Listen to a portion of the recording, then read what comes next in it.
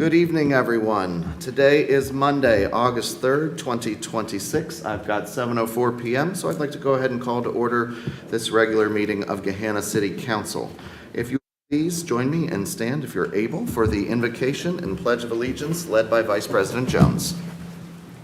This meeting belongs to all of us, those present in the room and those watching from home, those who speak today and those whose concerns are carried by others.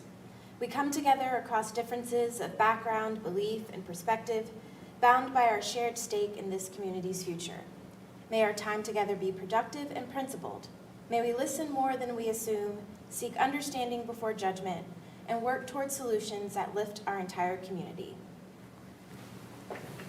I pledge allegiance to the flag of the United States of America and to the republic for which it stands, one nation, under God, indivisible, with liberty and justice for all. Thank you, Ms. Jones. Mr. Clerk, would you please call the roll? Bowers. Here. Jones. Here. McGregor. Here. Padova. Here. Renner. Here. Schnetzer. Here. Weaver. Here. All right, thank you, Mr. Clerk. All right, are there any additions or corrections to the agenda? Seeing none, a couple of housekeeping items. We have a full house this evening, and we have a couple very lengthy agendas here, so thank you everyone for being here. First, we have a couple presentations here, and then we have our hearing of visitors section, which is for general comments, and then we have our public hearings. We do ask that if you are planning to speak in either of those agenda items, please see the clerk and fill out a speaker slip. If you are here for the public hearing, we do ask that you speak during the public hearing portion when we get there. I would also like to highlight our council office. Our MORPC intern, Ms. Lance, will be pinch hitting a bit this evening for Clerk Van Meter, so we look forward to that. So, that said, we'll get started with Section C, our presentations. We have a proclamation and a resolution presentation, and I will turn to Mayor Jadwin to get us started. Thank you very much, Mr. President. Well, tonight I am pleased to present a proclamation to recognize the Gahanna-Lincoln Lions boys bowling team for an exceptional 2025-26 season. You might remember that just a short time ago, Council and I joined together to jointly recognize team captain Cale Klaus for being the first individual state champion. We'll gather for a photo. If you would, and I see Coach Yvonne came with the hardware. Yep. Sorry, carrying that down. So if you'd like, we'll meet in the middle for a photo, and then Coach, you can have a couple of minutes to speak if you'd like. Council members?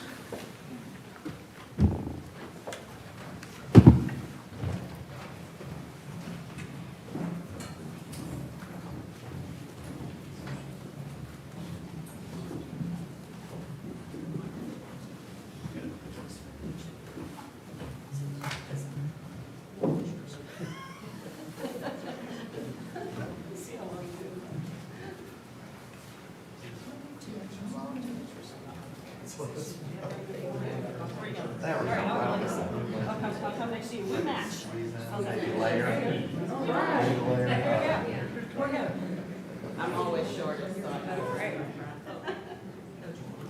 Hold on. There we go. 3, 2, 1.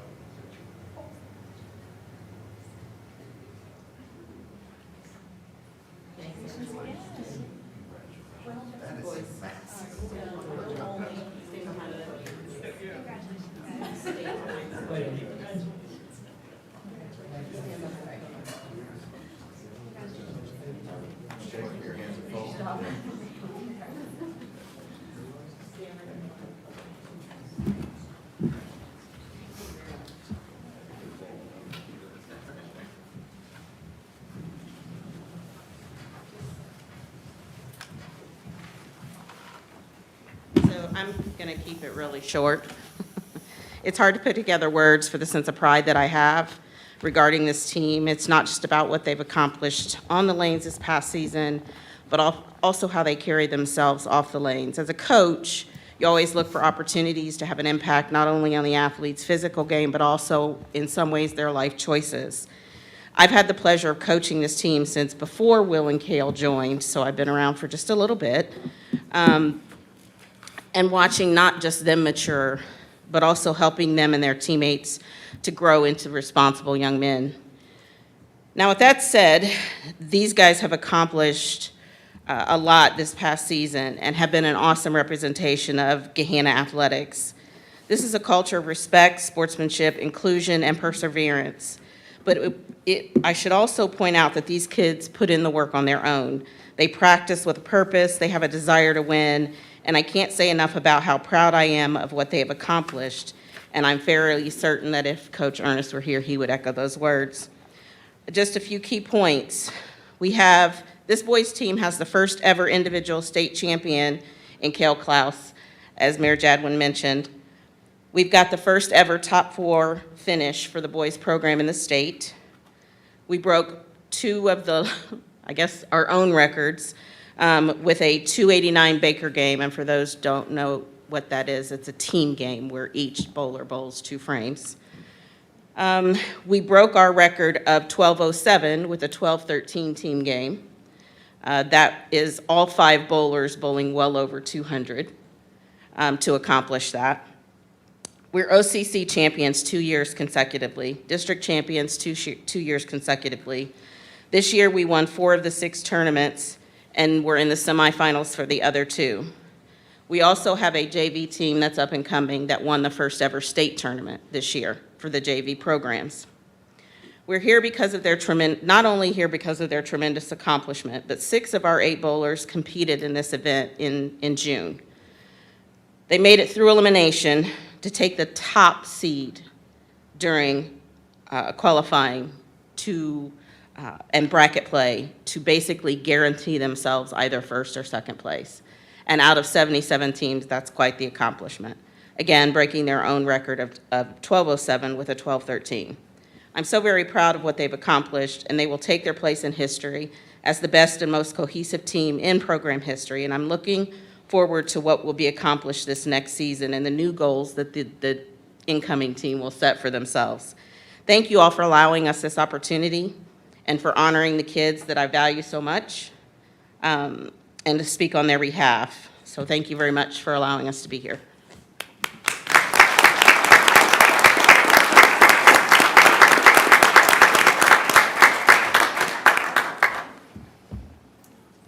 Thank you, Coach, and congratulations to you all once again. You should all be incredibly proud. You've made your school proud and, of course, our community very proud as well, and we look forward to your continued success and wherever the future may take you. So thank you for being here, and thanks to all of your families for the support. Working in some type of nonprofit or public role.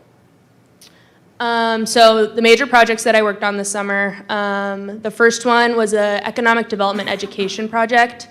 So I partnered heavily with Director Gottke and his office to work on different materials for both new council members, so like an onboarding guide of this is what city council's role is in economic development, this is the different incentives that you can use, things like that. And then I also worked on a number of public facing, moving to 825 Tech Center very soon, but we realized that we didn't have a cohesive history of where city council had met through the years.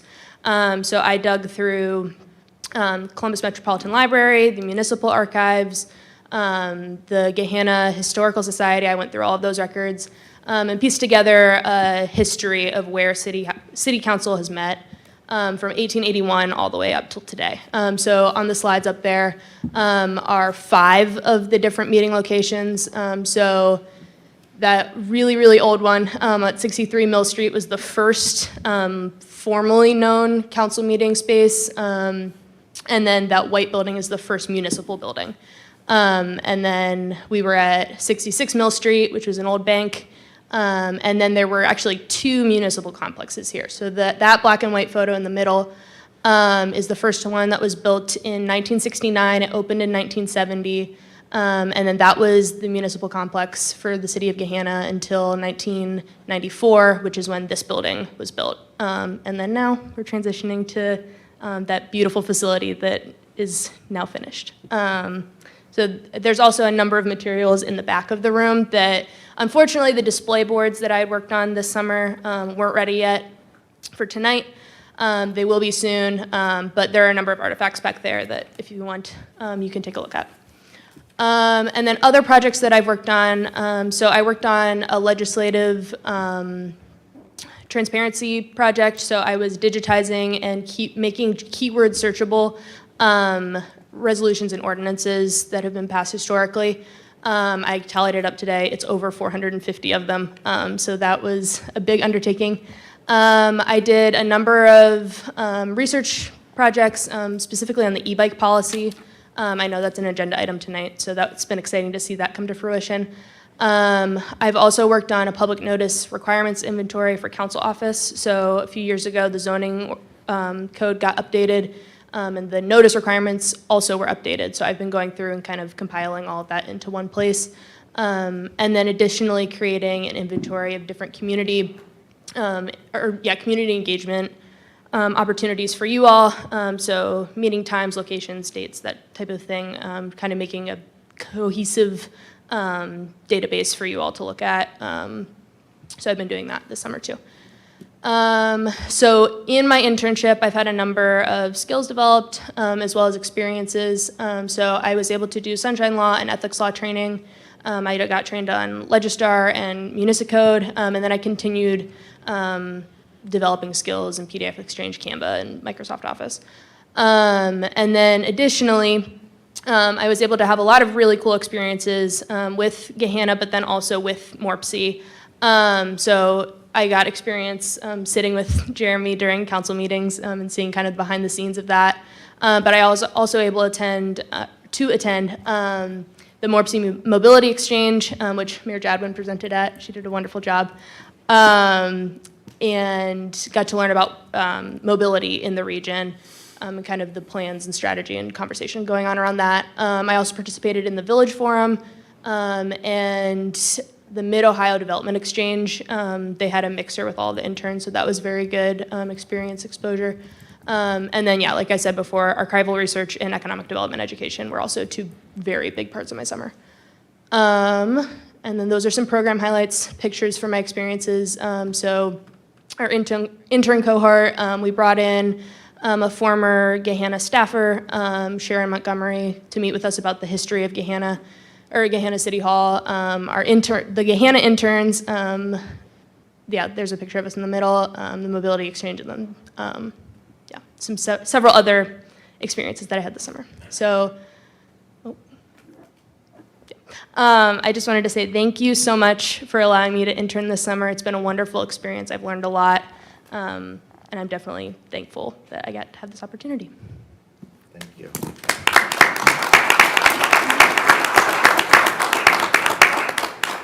Well, Ms. Lance, thank you for all of your efforts this summer and in supporting council office and the city as a whole.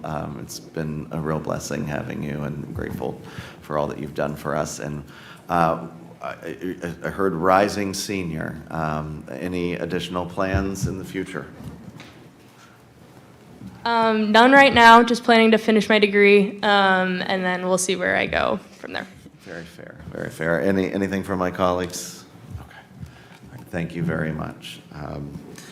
There was a picture in the materials of the dedication ceremony from this building, which was September 11th, 1994, I believe it was, and I think I saw former Mayor McGregor in the picture, and I thought I had to do the math very quickly, but I was entering kindergarten at High Point.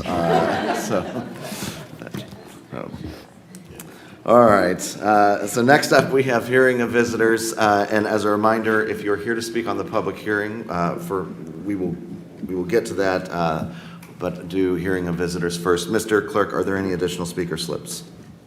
No. All right. Well, first up, I have Mr. Jim McGregor. As a reminder, please state your name and address for the record, and you will have 3 minutes.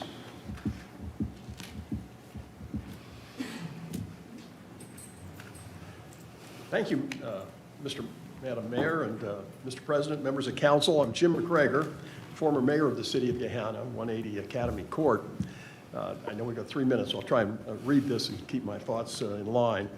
We've all wanted to preserve the historic Lustron House, but the process has been a long-running jigsaw puzzle. The first piece to fit in was the Hamilton House. The Franklin County Commissioners had a shortage of affordable housing for our senior citizens.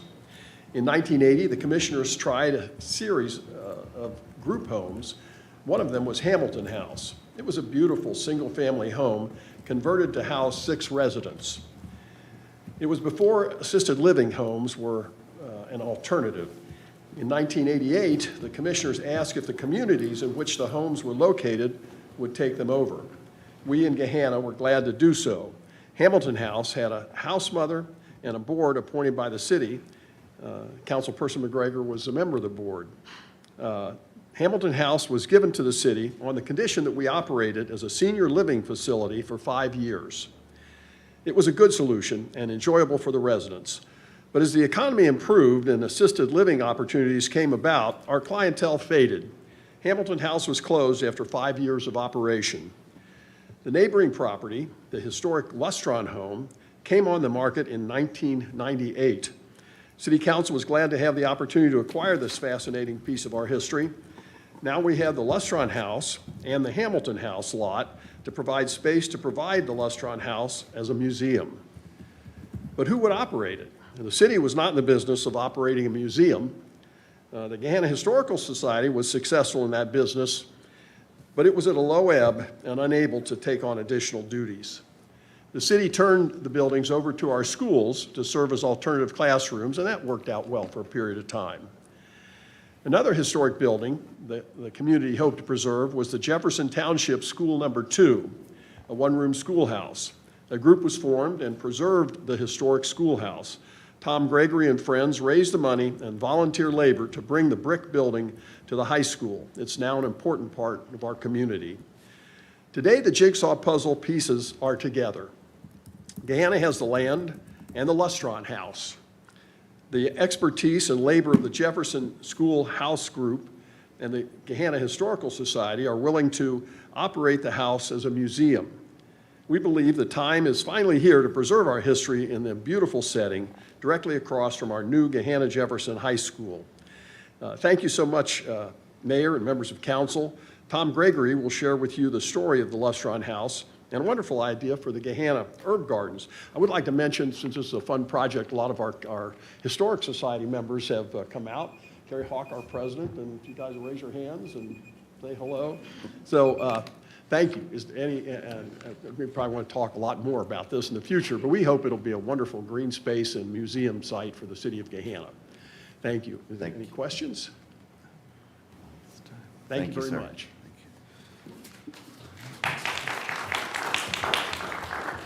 All right, next up, we have Mr. Tom Gregory. As a reminder, please state your name and address for the record, and you will have 3 minutes. Name is Tom Gregory. I live at 123 Southwind Court. You were given some information research on Google Slides. If you haven't had a chance to look at, you might want to look at that. It shows some exterior and interior photos of the house and some of the background. The Lustron Corporation was a huge corporation, one of the biggest. Even though it was in Columbus, it bordered Gahanna. And some statistics about the Lustron house in general. Well, there was only 2,498 built. Less than 1,500 exist today. This is all nationally. 90% of the ones they created were 2-bedroom models. So there were only 111 3-bedroom models created nationally, with about 70% of those existing today. That's about 60 or 70.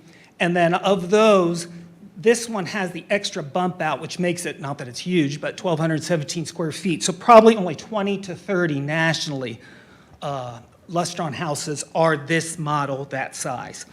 Some other things about the house, the exterior and interior have, the majority of it is all there. It's been repainted. In the interior, some of the cabinets and things are missing, but those can be found. The Registry of Historic Places, when they evaluated, said not at this point, but if we restore it, we can get some of those from Whitehall. It possibly could be on the registry. What we are proposing is to the city to allow us as the Historical Society to raise money so that we can restore this and use it as education, maybe even an Airbnb or something. so that people can enjoy it. We presented all of this to Historical Society, and we got 10 or 11 members here excited about the prospect of it. In addition, the second lot right next to it, and both these lots are very deep, could be turned into an herb garden. There is a concern, you know, something you may have thought about, maybe not, because you got a lot of things you're thinking about, but the herb garden on this lot could be moved, some of the things, some of the plants to that space in a combined area, because it's actually bigger than the space you have there. Even if you decide to keep this and have an herb garden, we could have another one over there. Some considerations: the house was purchased by William and Rose O'Brien in 1948. Their son, Michael O'Brien, was on council and president of council at a time, too, when key during the Creekside development. Some other considerations: Eastland and Fairfield Architecture high school students could be involved in a learning experience in that restoration process. The Gahanna Gear Program, they have a garden, it's housed at Clark Hall. They have some students that are career readiness, and they could be involved in the garden aspect of it in the spring and fall, even though Gahanna would still be involved. So I realize the city is very busy with lots of stuff, but the city has been great in collaboration. I've been involved with that. They have also been great in preserving history, and I'm just asking that they consider this project. So. Thank you, Mr. Greger. The Jefferson Foundation has 2 grants available. Those applications, though, are due by the end of September, so we would have to have some idea of what the city is thinking before we apply. So, Thank if you, anyone Mr. has any Greger. questions or anything. Not at this time. Thank you, sir. Okay. Appreciate it. Thanks. Thank you. All right. Next up, we have Patricia Kovacs. Thank you. Hi, I'm Patricia Kovacs. I live at 527 Haversham Drive. I just want to speak publicly on my support of the proposed helmet law for minors in Gahanna. I had some concerns, but I realized after reading it more closely that those are pretty much covered. The part about that the lack of wearing a helmet is not a negligence on the part of the child or the parent. And I didn't quite understand the religious exemption for people that wear head coverings, but Ms. Tamala Larison explained that it was part of our First Amendment rights, so I think that's covered. And the reason I brought that one up is because I put together a class for the Amish community, and the women that wear bonnets we can't find helmets to fit them. And then I just wanted to share that when we give away the helmets that we get from the police department, I don't know if he's still here, we always give them a helmet if they don't have one already. We can get these for $11 each if we buy them in bulk. So I would propose, I think he said he's going to already have a free helmet program, so I can tell him. I like these a lot because they're very easy to adjust and fit the kids better. And then finally, we don't allow bikes or e-bikes. Well, we don't allow bikes in business districts, and we allow e-bikes, but with the motor disengaged are allowed on sidewalks. So the only thing I think that's missing is our e-scooter law. We should prohibit anybody on e-scooters in the business district. Maybe we need to talk about that with Ms. Tamala Larison. So I just wanted to say I support the law because of my own experiences with head injuries, and a couple of my friends recently had serious head injuries. One with a helmet, one I think without, but I'm not quite sure. So it's really important. We always want people to wear helmets, adults too. Thank you. Thank you.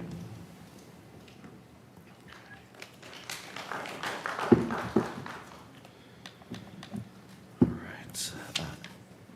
Are there any additional speaker slips for hearing of visitors? All right. So we will move on to our public hearings. Pursuant to Council Rules of Procedure 9.01 and 9.02, I will introduce the item. City staff may provide a brief presentation. Members of the public who wish to speak must complete a speaker slip, come to the podium when called, and state their name and address for the record. Each speaker will have up to 3 minutes to address council. Under consideration in the public hearings today, Ms. Lance, would you please read the items?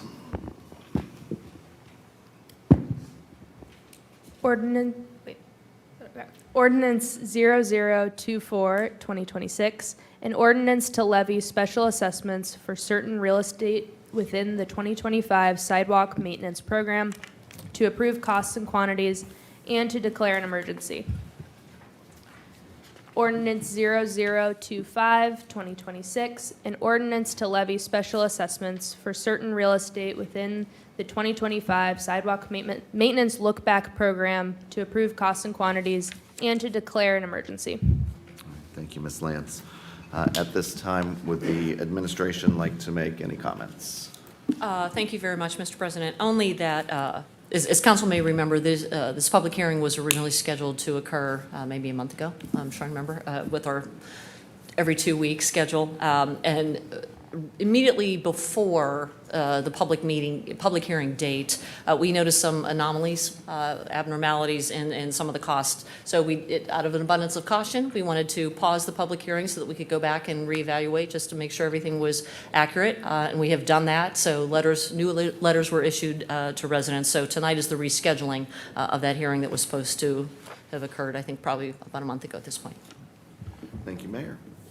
All right. I have 2 speaker slips this evening. First, Laser Purdy.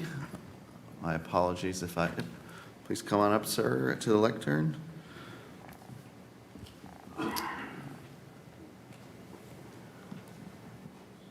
If you'll state your name and address for the record, and you will have 3 minutes.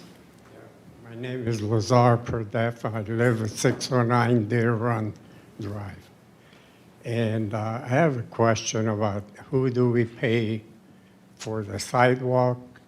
And there were some issues with the sidewalks. One of the parcel on the left of my driveway, there wasn't anything wrong with it, just had a gap. I fixed the gap, and they still replaced it. And my original cost was less than $3,000, and now it's $3,000. And also, one of the new curb, where my drain pipe went from the roof through my gutters, it's cracked. I have a photo of it. I don't know if that's something needs to be fixed or not. And the other thing was there's only one tree. I'm on the corner of Glotz Road and Deer Run. There's only one tree on the sidewalk.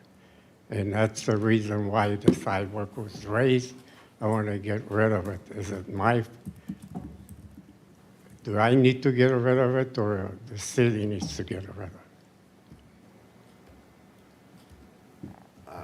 So I think we have some city staff here who may be able to address your questions, and if your comments are finished, maybe, or you're welcome to address them now. I would just suggest that the gentleman meet us in the back of the room after the hearing, and we can address all of his concerns. Thank you, Director. Anything additional, sir? No, I just want to know where to make the payment and when. Senior Director Schultz will be happy to connect with you after the public hearing here in just a moment in the back of the room, and he should be able to help address your questions. Thank you, sir. Next up, I have Scott Pardo.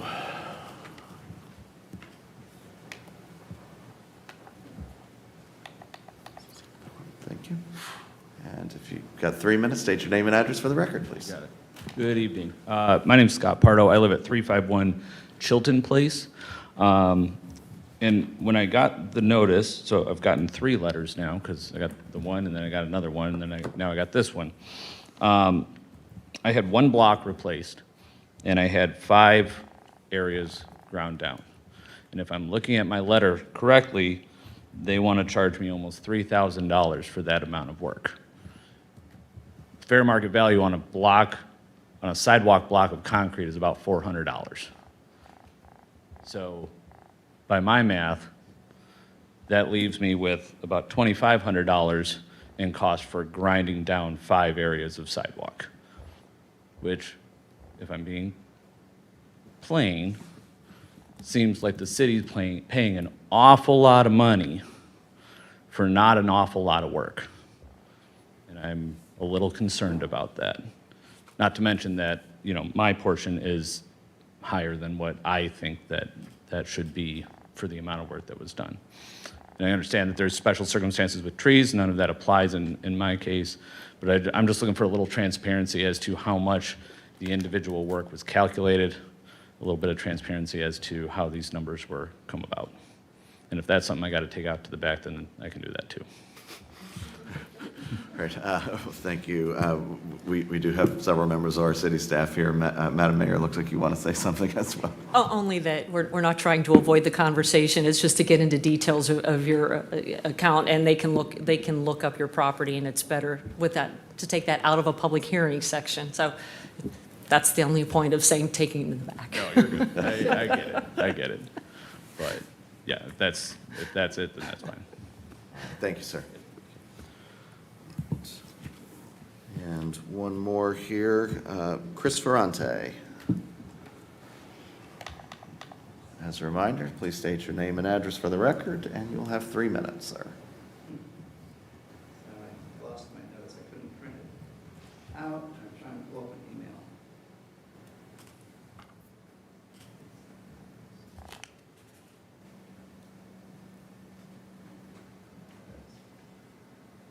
Okay, sorry. Chris Ferrante, 1061 Woodtown Drive. And so I wanted to talk about the sidewalks. I actually came to the first meeting and was sent away because I didn't get the letter saying that it was canceled. So I'm here again. I did get to talk to the mayor that day, and she told me to send her my thoughts and send them also to the city engineer. The city engineer actually spoke with me today. He called me and tried to explain some of the things, but I just still think I wanted it to be heard publicly. It's not really about the money. It's about kind of the issue of how this is being done. For me in particular, I live on a corner lot. And one of the big issues is that every single utility, sewer, sanitation, water, everything runs through my property for not just me, but everybody that lives behind me, beside me, all along there. Every single one of the bricks that, or whatever you call them, the squares that were repaired, had a utility running under it. So I'm not sure that I didn't install these. I don't own them. Even though I own my own home, I don't really even own my whole property because the majority of it is easement with the city having the rights to put all these things in. I don't control how the utilities are put in underneath the sidewalks. The compaction testing, I have no idea whether they did it properly or not. And I just think it's not really fair that I'm having to pay for a sidewalk repair that I really have no control over. I have no control over how you repair it. I talked to the city engineer today, and he said, well, we really don't look at why it was damaged, just that it was. And another issue I have with it, and I don't have a lot of time here, is that they didn't do the worst ones first. I sent a picture of, there is one 2 blocks away from mine on my neighbor's yard, and I'm not trying to rat out my neighbor, but it's a 2-inch lift. I mean, it's an accident waiting to happen, someone flipping over a bike or someone tripping, and actually someone tripped on it a couple years ago coming home from my house and broke their wrist falling because of that particular thing. There's a lot of other issues I have with this whole thing, but the main thing is that we're just being taxed for a lot of things, and I don't know that the money is being used the right way when we have to then be taxed. It's kind of like the way of insurance. We pay for insurance, then we finally need to use it, and you ask us to pay again, and then you raise the price of the insurance. That's what seems like is happening with these sidewalks, because we have no control over what happens to them. And what happens, is there a lifespan of a sidewalk? Because say the lifespan's 40 years. Well, they were put in 40 years, in a few years it's going to be 40 years. If the entire sidewalk has to be replaced at that point, am I going to be responsible for that as well? Well. Thank you, sir.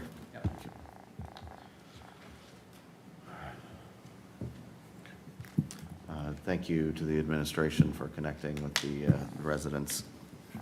Mr. Clerk, any additional speaker slips? All right. Last call for speaker slips. All right, seeing none, we will go ahead and close this public hearing. Thank you. All right, moving on to our consent agenda. Ms. Lance, would you please read the item under subsection F2?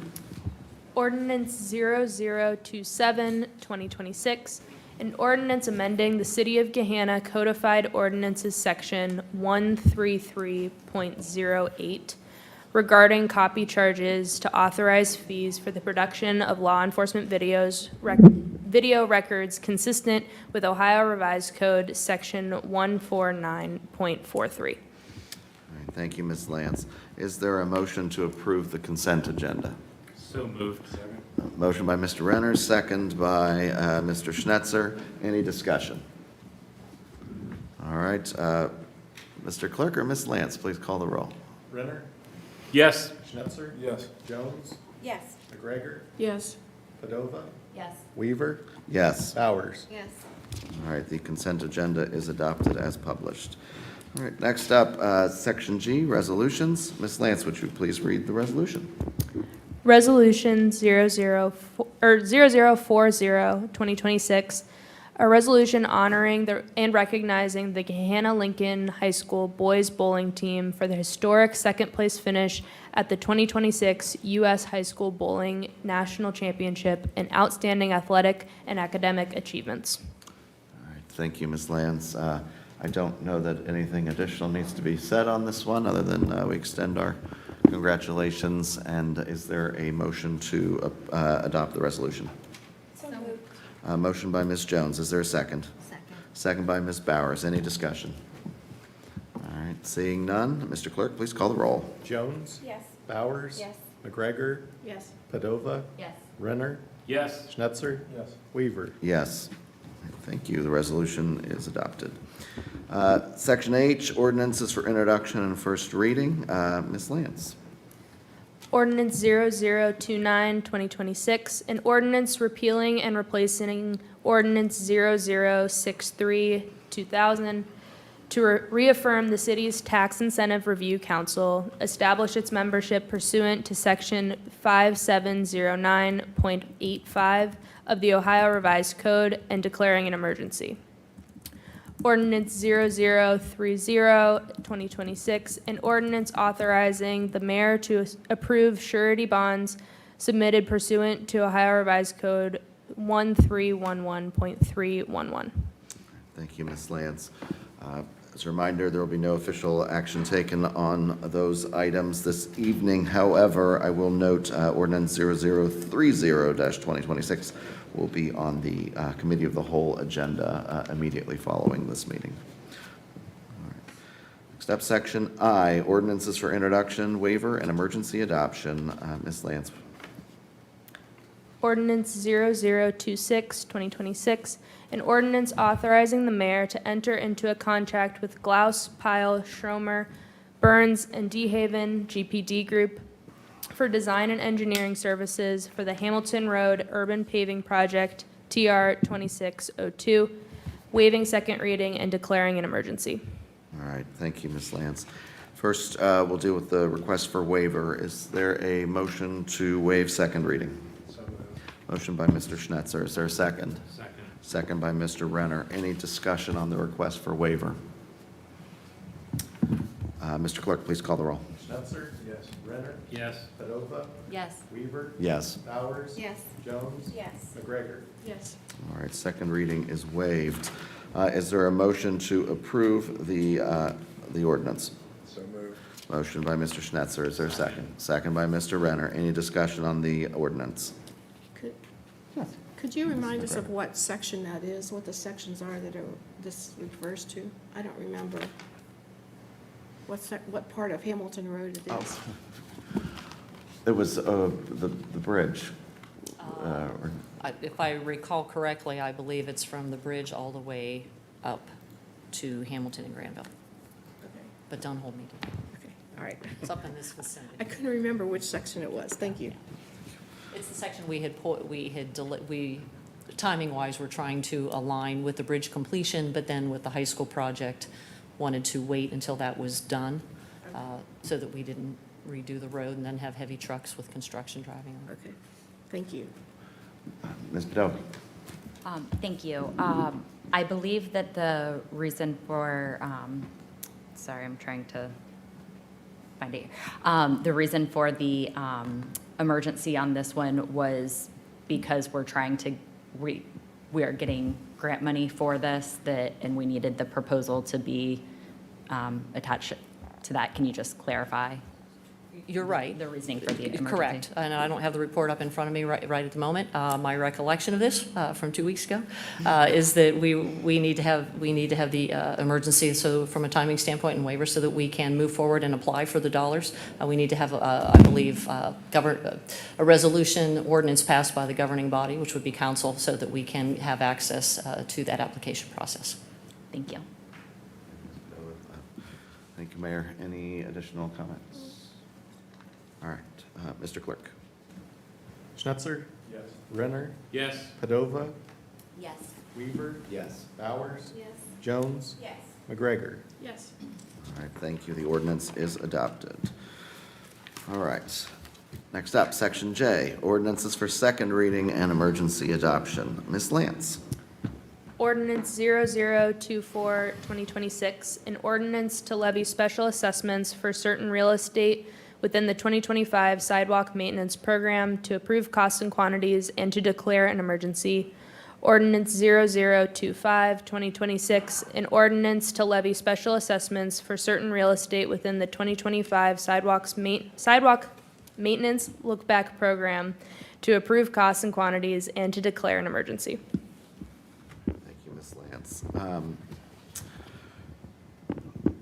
It was discussed that at committee that there would be a substitute exhibit coming forward for, and a recommended amendment. Is there a motion to amend ordinance 0024-2026 with substitute exhibit A? So moved, Mr. President. Thank you, Mr. Schnetzer. Motion by Mr. Schnetzer. Is there a second? Second. Second by Mr. Renner. Any discussion on the amendment? Seeing none, Mr. Clerk. Schnetzer? Yes. Renner? Yes. Weaver? Yes. Bowers? Yes. Jones? Yes. McGregor? Yes. Padova? Yes. All right, the ordinance is amended. Any discussion on the, or is there a motion to approve ordinance 0024-2026? So moved. Motion by Mr. Schnetzer. Is there a second? Second by Mr. Renner. Any discussion on the ordinance? All right, seeing none, Mr. I'm Oh, sorry, yes, Ms. Bowers. Yeah, I apologize. Thank you, Mr. President. And I apologize if this was discussed at the last meeting, but just given the substitute exhibit, I was curious to know how the owner defect aggregate cost was calculated. Director Schultz and our city engineer, Director of Engineering, have stepped out to talk to the residents, so if you would like to wait a moment, they can give you the specifics. I don't want to pull them away from residents right now, so maybe we can follow up after the meeting instead, so that they can have that conversation. But maybe if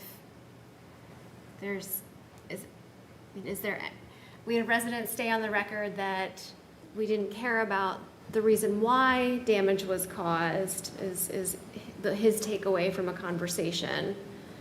But it looks like owner defect cost would have to do with the reasons why there is a defect. So I'm just seeking clarity on that point. But we can follow up after the meeting. Yes, because I'm not quite sure what you're asking, I'll be quite honest. I know that the conversation that happened with the resident who raised that is a conversation, Director Narigi had the conversation with him today to explain the sidewalks at the end of the, and I think sometimes we get lost in the fact that, first of all, we start with state law, which requires sidewalk maintenance to be the property owner's responsibility. And we implemented the sidewalk program in order to help our residents alleviate and incentivize those repairs, right? So the owner defects that you're discussing, I don't know what his particular situation was in order to talk about what the repairs are. Certainly Director Narigi can speak to that in more detail because he looked at his particular circumstance. ultimately, Hussein is correct, that at the end of the day, the sidewalk repairs have to be made. If there's something underneath, if, for example, if there had been a ruptured water line or something that had caused a sidewalk repair, that would be a different situation, but I don't believe that was the situation in this case. So, as a quick follow-up, on the substitute exhibit, costs are broken into 3 columns. There's the total cost of all work performed, the owner defect aggregate cost, and then the owner cost, which is the 50% of that owner deficit aggregate cost. And I don't want to put words into anybody's mouth, but would that total cost, which is the center column there, the total cost of all work performed, would that include any of those underlying maybe utility issue work items that were getting mentioned and not necessarily the panels themselves? You're asking very specific questions with Okay. regard to the engineering work that's done, and the best person to answer that would be the Director of Engineering, who can answer that. Understood. All right, thank you, Mayor. So I will go back to Ms. Bowers. Yes, please. I thought he was coming in.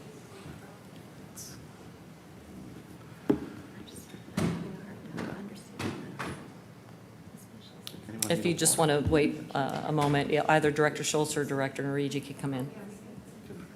Yeah. Mr. Clerk, are we okay to just come back to the items under J and continue on, or do we have to take an official action?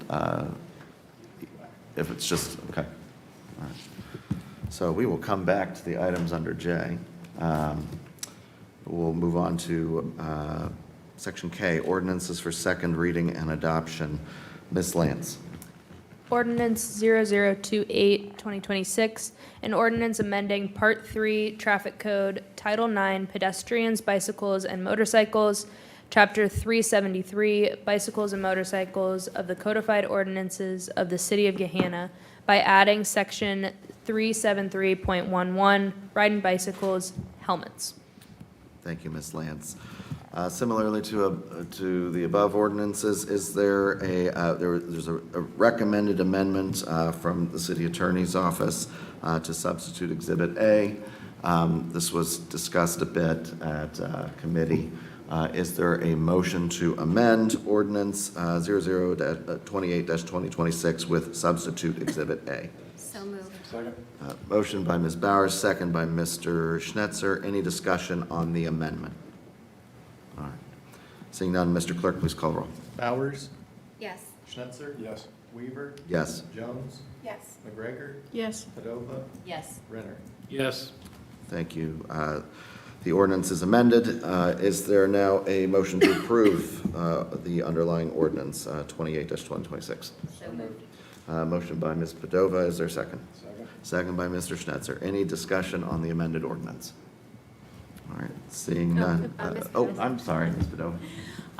Just wanted to thank Ms. Kovacs for being here tonight and for her input and expertise on this subject.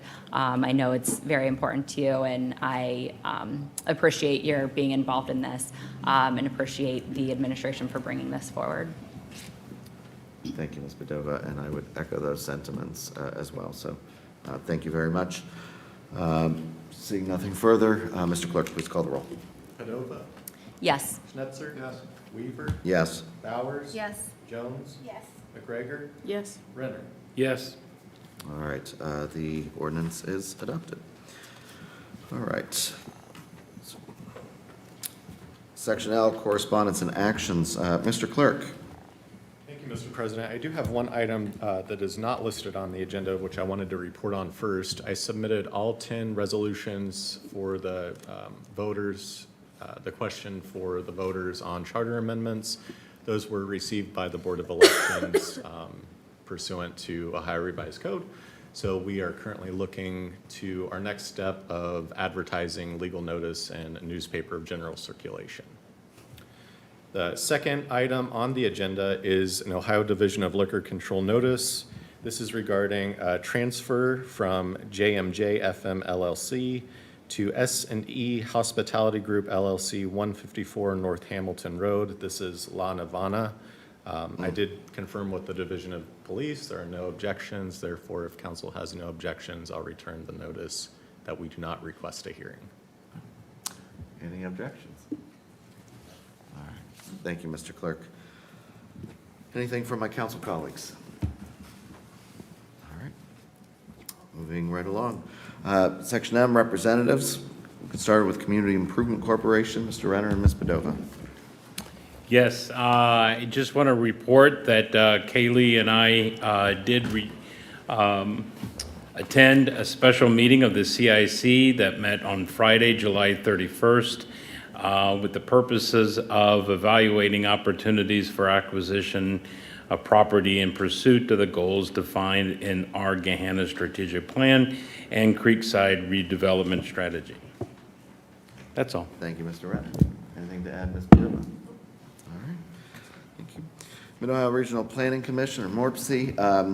As always, thank you to Council Office for their assistance in preparation of the report. I encourage everybody to take a look. Next meeting for the commission is slated for August 13th. Recently, MORPC staff, including Executive Director and their Government Affairs Director, met with Mayor Jadwin and myself here in Gahanna. We got to play host for our annual member visit.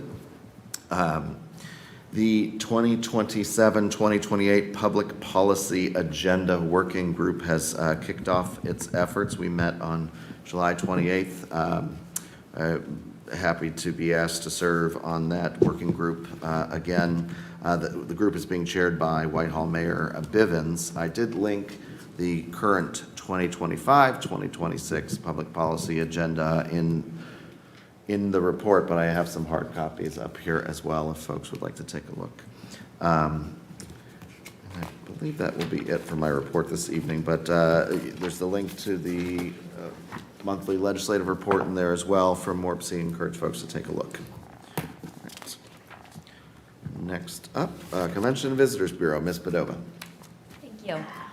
Visit Gahanna partnered with Make Gahanna Yours to host the Pelotonia Spirit Station on Saturday, welcoming and cheering on nearly 8,000 riders as they came through Gahanna. The Ohio Herb Center, along with Visit Gahanna, hosted another group tour last month that came on a motor coach from Michigan. The guests participated in a herbal workshop, a make and take activity, and a tour of the herb garden. They also enjoyed lunch at 101 Craft Kitchen in Gahanna, and another motor coach is scheduled later this month.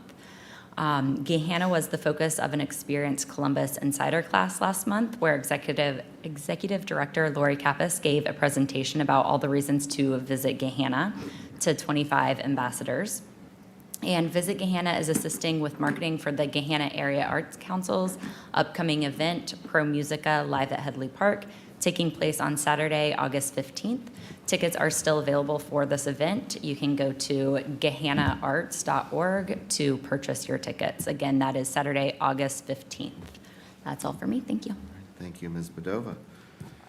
School Board, Ms. Jones. Yeah, just a quick update of upcoming meetings. Board workshop meeting is August 6th this week. Finance and Facilities meetings August 18th, and regular board meeting August 20th.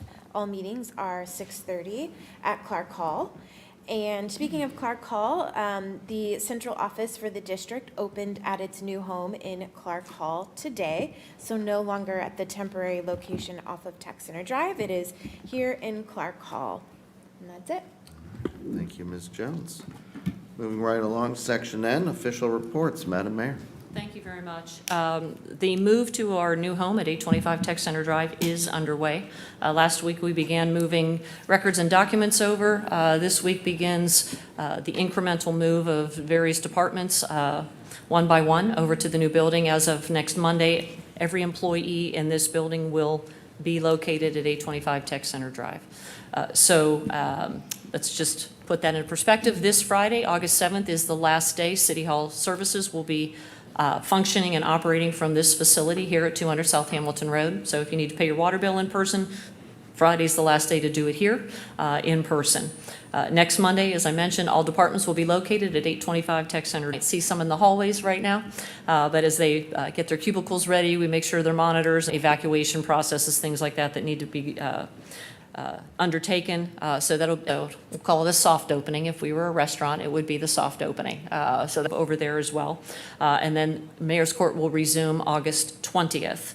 The Division of Police is moving their facility here at 480 Rocky Fork, right on this campus, through Monday, August 17th. Field services are the folks that need to make that happen. So we are coordinating that move with shifts. So as the third shift, so at 6 a.m. on Monday, August 17th, police services will then be at 825 Tech Center. Until then, they will be here. And operational updates, if you check gahanna.gov and continue to follow our social media posts, we'll continue to update the community.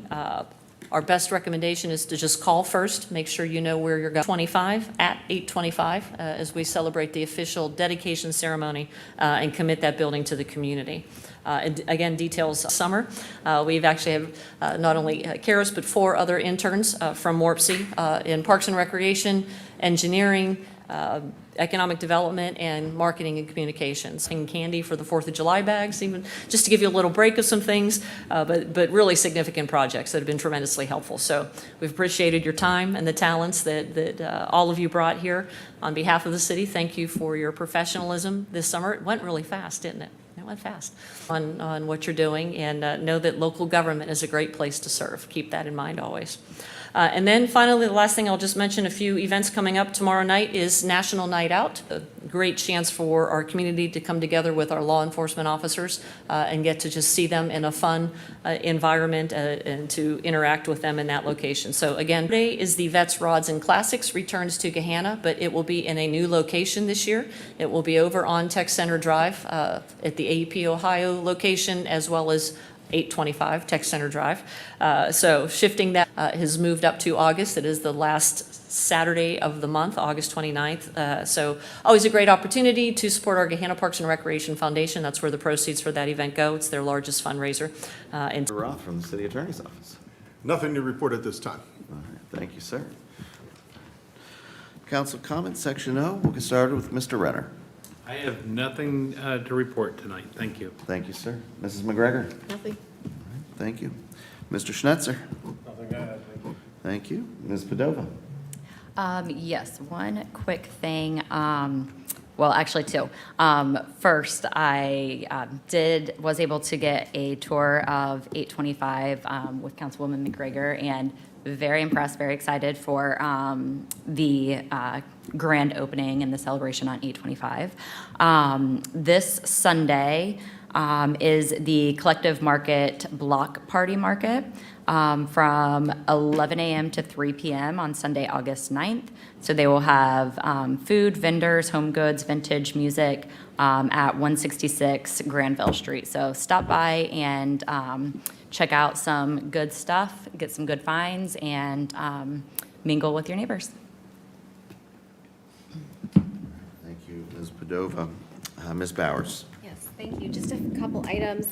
First, I wanted to highlight that this week is World Breastfeeding Week. This is an annual global campaign held from August 1 to August 7th, supported by the WHO, the World Health Organization, UNICEF, and the World Alliance for Breastfeeding Action. It aims to raise awareness about the vital health, nutritional, and economic benefits of breastfeeding. I wanted to make note of this, especially this year, because as I also got to take a tour of the incredible new facility at 825 Tech Center Drive, I'm particularly grateful and impressed by the lactation rooms that are available throughout the building. This is an important piece of infrastructure to really ensure that our community is inclusive of working moms who also decide to breastfeed their children. I know that as a young mom who was working, it was absolutely not fun to have to pump in the wrong places. I see some of my colleagues nodding. So I think it's fantastic that these rooms are dedicated for mothers. I also wanted to thank Ms. Lance, fellow Stark County native. Good luck in your journeys, and I hope you choose to go to law school. And finally, I want to shout out and offer a big congratulations to the Studer family. As you might remember, we recognized London Studer for Women's History Month. London grew up here in Gahanna, going through Gahanna baseball, and London was a first-round draft pick for the Women's Professional Baseball League that had its opening day this past weekend. She plays for the New York Heights, named after Dorothy Height, and they played against the LA Queens, named after Lizzie, I forget her last name, but she was one of the first women baseball players. Unfortunately, the Heights fell to the Queens, but it's going to be an exciting season. It's 4 teams. They're all playing in Springfield, Illinois. So we wish the best to London and good, safe travels to her family that are traveling to see her. Thanks. Thank you, Ms. Bowers. Vice President Jones. Yeah, really quickly, just congratulations and thank you to Ms. Lance as well for all of the work that you've done and just your presence contributing here. Thank you again, and hope you have a fantastic senior year and graduation if we don't see you before then. Also, just super excited, kudos about 825 Tech Center Drive. I'm really excited for the community to get in, but more importantly for the staff. We come in here on Mondays and I think all of the people that are gonna fit in that building are squished in here right now, and what a treat to just be able to have the space to continue to do the work of the city. So good luck and all of that in moving. I know moving is never fun, or at least in my household, it's not. So we can't wait to celebrate the city. And Councilwoman Padova, you just bringing up Collective Home Supply and their block party reminded me of the kid market that was a couple weeks ago, and just wanted to just double click on all of the cool things that Collective Home Supply is doing for our community. It's so much more than a store in retail. It truly is like a community hub, and to see all the youth and their little cash registers and all of the cute things that they sold was just so great to see. And this weekend, just another opportunity to hang out. So just one of the really cool spots in Gahanna. So thank you for highlighting them. And that's all for me. All right, thank you, Ms. Jones. I will echo your comments, extending best wishes, good luck to the staff as they make the move and the transition. I won't rehash the whole outset of trying to find a parcel to house our new facilities and the journey it's taken to get here, but it's a very exciting opportunity to finally see the day coming upon us. And I hope the staff will thrive there. I'm sure the community will thrive there. And I'm very hopeful that 825 will meet the demands of the 21st century for our community and our staff. That will be. Does that gentleman need assistance exiting the building?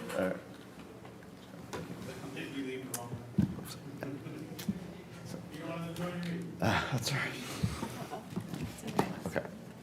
All right.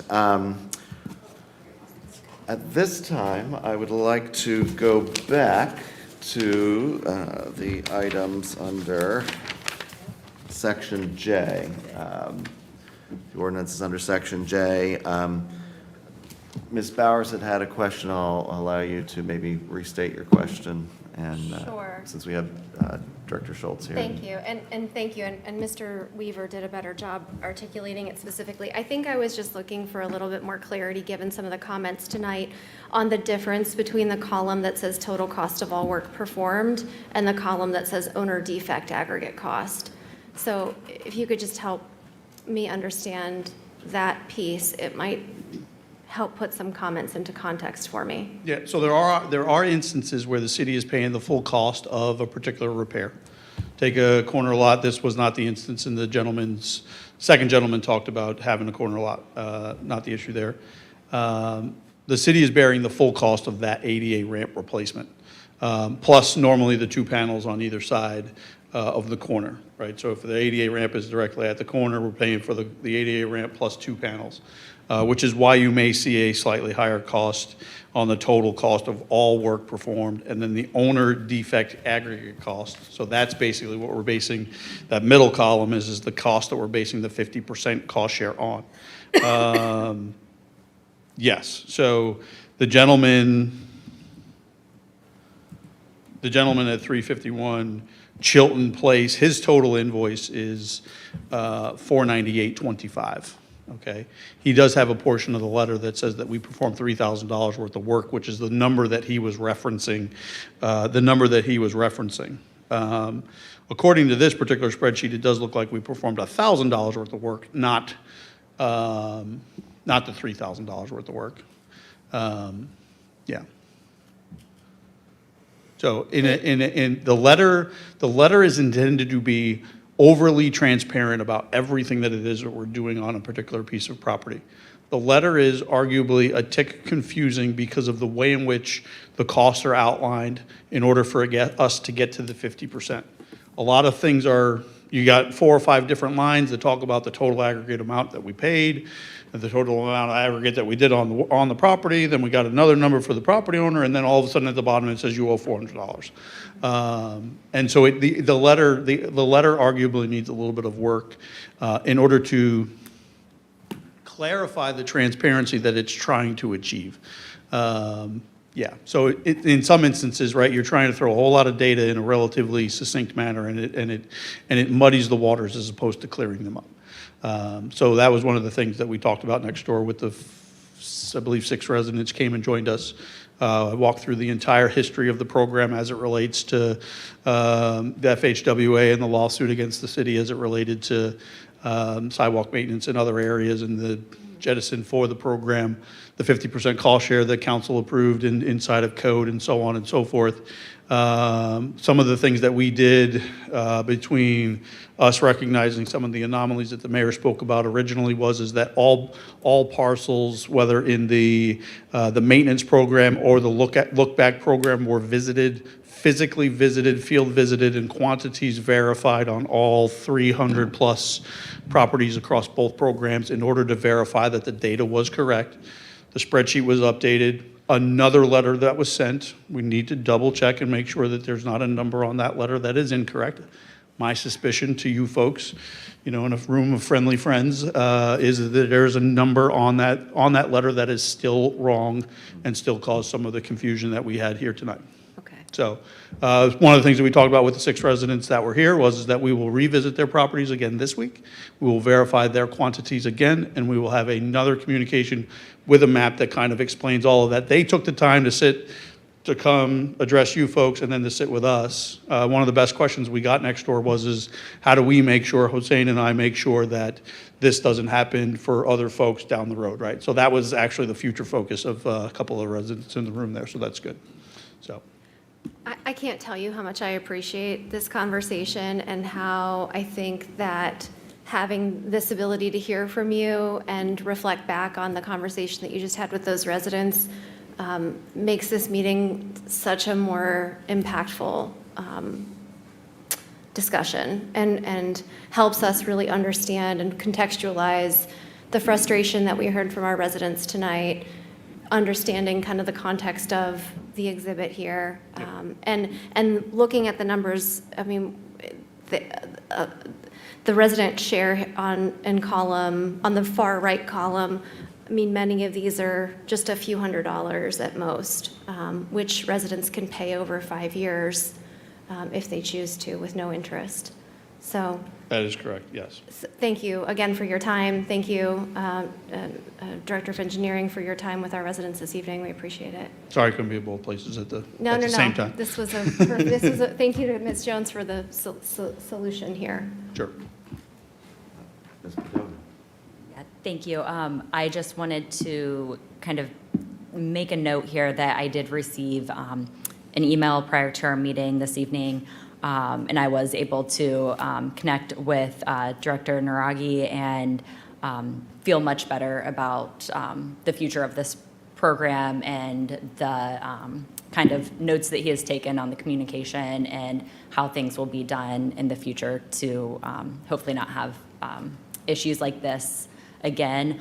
I will also note that the email came in and he responded to it right away before I was even able to see it. So I appreciate the quick response and definitely his dedication to the residents and making sure that things are clear. So I feel good moving forward with this, knowing that, he's kind of coming in at the end here and taking notes of things that have happened and figuring out already how to make it better. So appreciate that.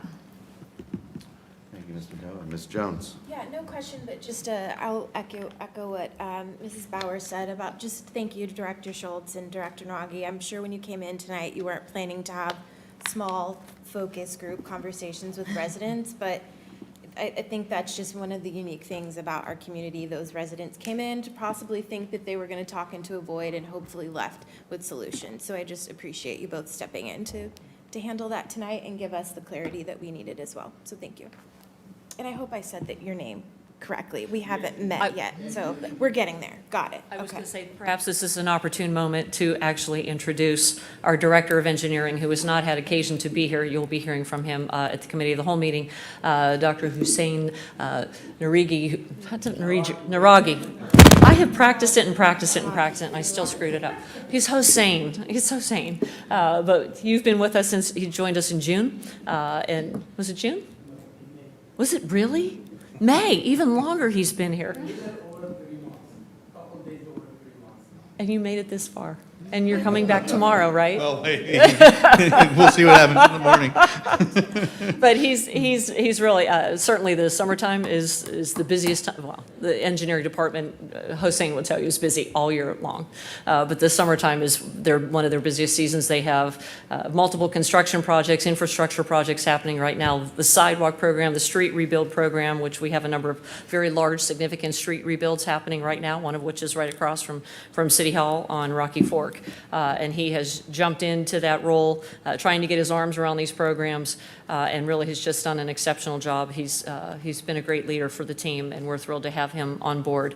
Kevin, thank you. I know you were being pulled in multiple directions tonight with answering very specific questions on the exhibit and then stepping into the other room and addressing those residents' specific questions as well. We never quite know what's going to happen when we come to a meeting, but we are always more than happy to have a conversation with the resident and to spend that time and provide the information and the details. Certainly, I think this program with the anomalies that we had noted and having one letter go out and then having to issue a second letter, I think there was an effort to over-communicate, and sometimes that can lead to more confusion as well. So we'll certainly revisit how we've been communicating and so that it's as clear as possible for residents to avoid future issues. Again, well-intentioned to try to provide a lot of information, but we can engineers speak engineerese, and we have to get that refocused for resident ease as well, but we'll continue to work on that. So I appreciate everybody's patience this evening. Thank you.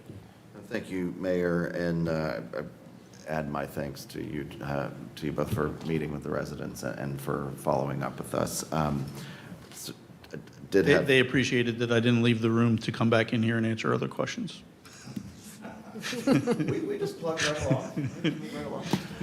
We did not want to pull you away from No. that. Thank you. So I did have just a quick follow-up to Ms. Bowers' question. And in that total cost of all work performed, would that cover any potential, it was mentioned like utility lines running under the sidewalk, maybe causing issues. Would that cover work there?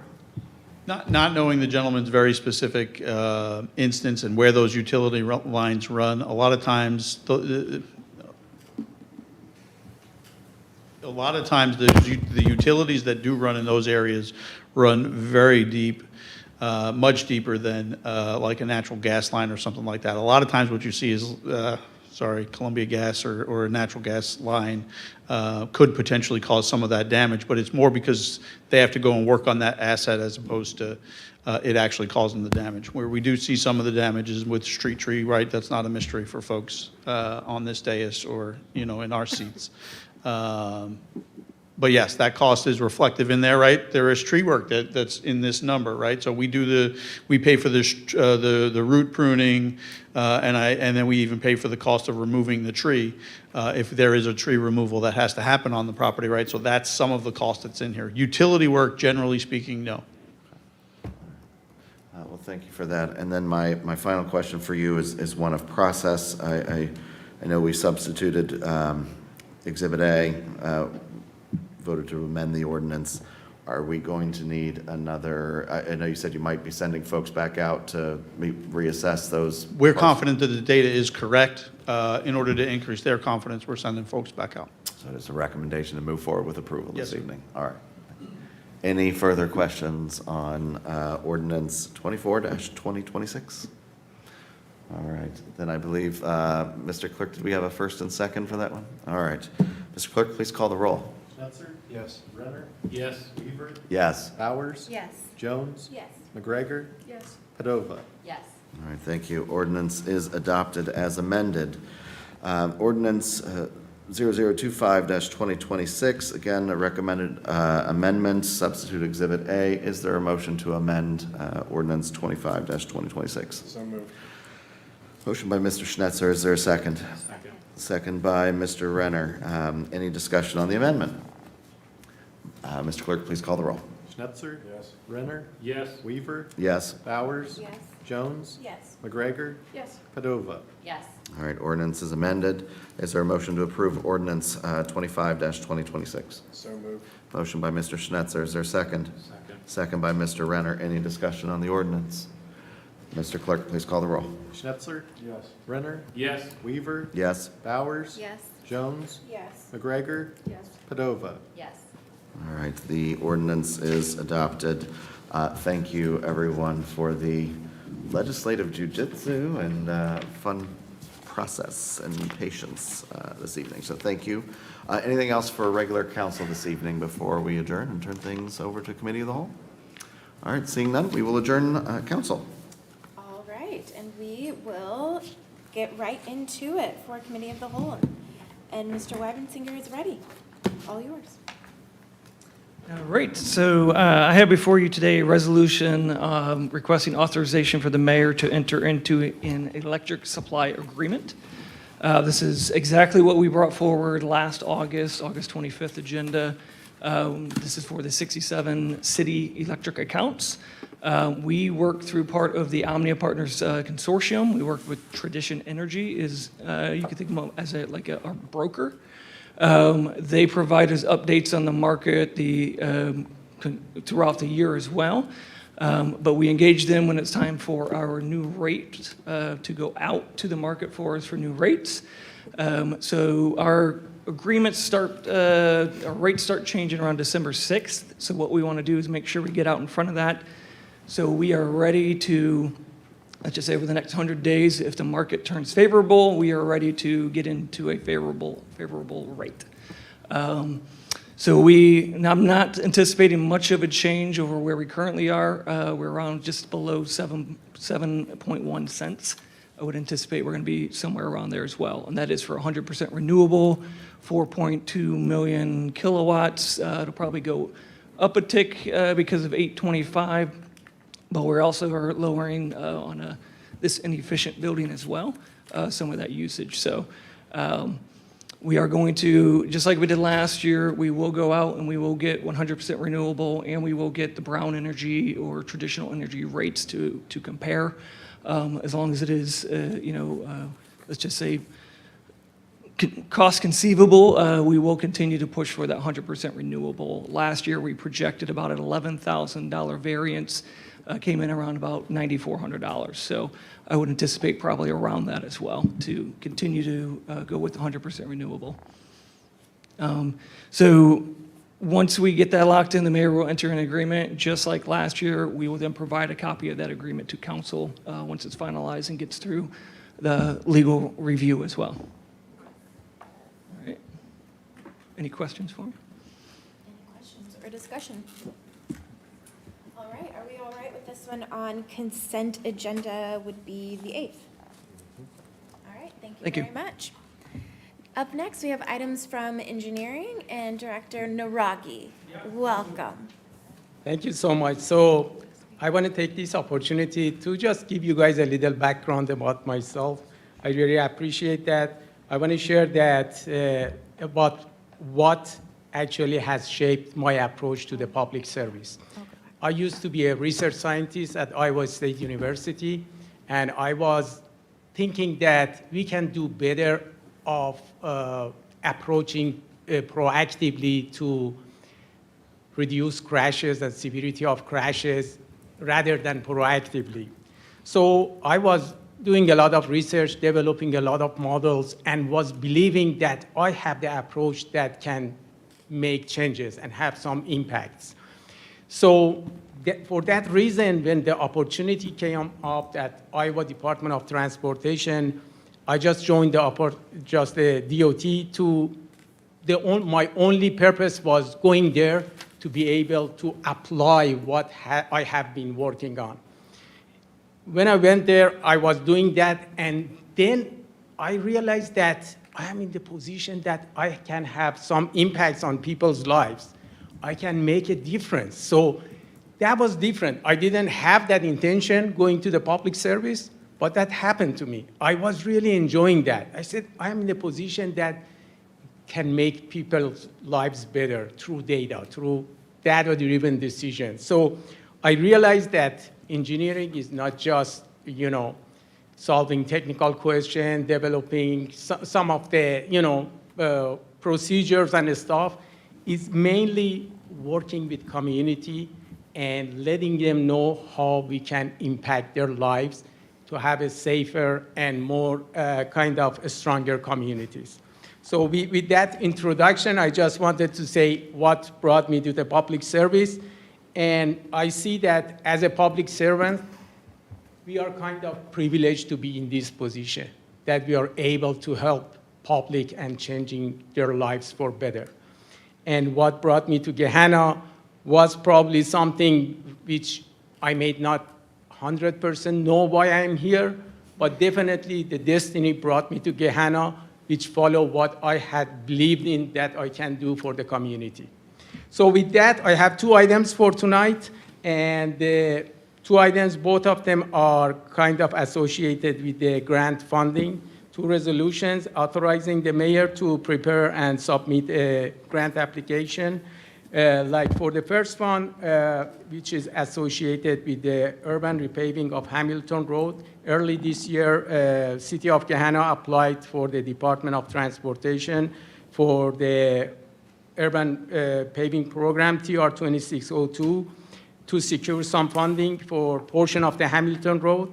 The city has been awarded that funding, partial funding, to repave two sections of, initially was one section up to the 270, and then with the additional granting going to Granville and Havens Corners, so about 1.1 miles. So with that, the administration is trying to submit additional funding because this, what we got from DOT is partial kind of funding. So we want to make sure we have additional funding for, to cover for the city portion of that project. So we are intending to go to the Ohio Public Works Commission and the Capital and Local Transportation Improvement Programs. This is part of the MORPC kind of administrating this grant.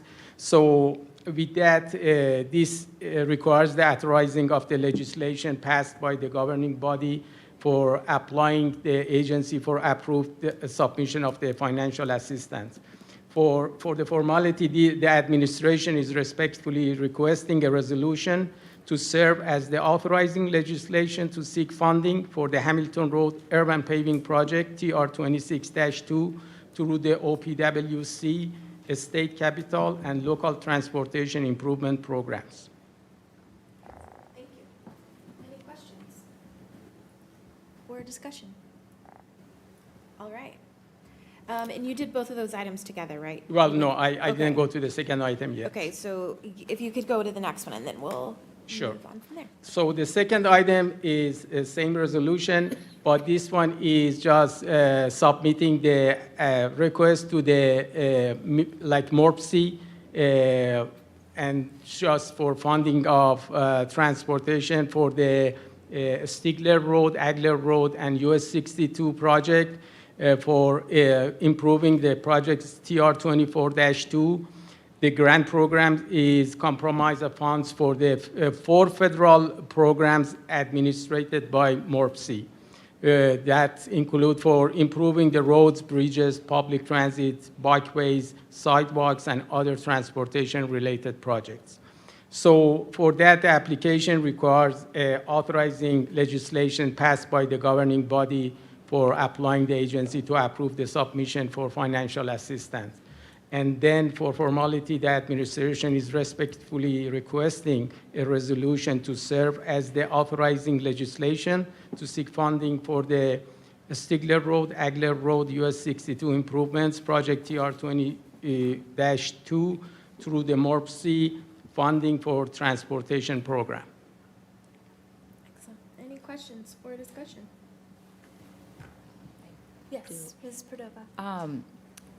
So I believe there was a RFP posted somewhere on our website for this, and this is connected to that, correct? Well, this is mainly for bigger funding that we are seeking for the construction. The RFP that we submitted is mainly for the design of this, and this, like, we are trying to seek funding from many different sources. Sean Buck, who's here, she's trying a great job of going after any funding. And we always, like, he's coming, I found this, and many of these fundings require very fast act on the needs that they require to do the application. He comes to us, and when he comes to us, I see that as first priority, because I said, if I don't have the funding, I cannot, proceed that project. So that is really important that we go after all these fundings. He's doing a great job, and we're putting all our resources in a priority to make sure that we comply with the application requirements, to make sure we apply in the timely manner. Thank you. That's what I assumed that was correct, but thank you for confirming that for me. Any additional questions or discussion? All right, this one, consent agenda on the 17th? All right, and before we move to the next items, I do want to go back just to the item that Director Weibensinger, I said in November, but it's actually, we can do it on consent the 17th. So for the record, that one will happen sooner. Thank you. All right, thank you, Director Naragi, and welcome. Nice to officially meet you. All right, items from the City Attorney's Office. Turning it over to you, Mr. Roth, I believe. Yes.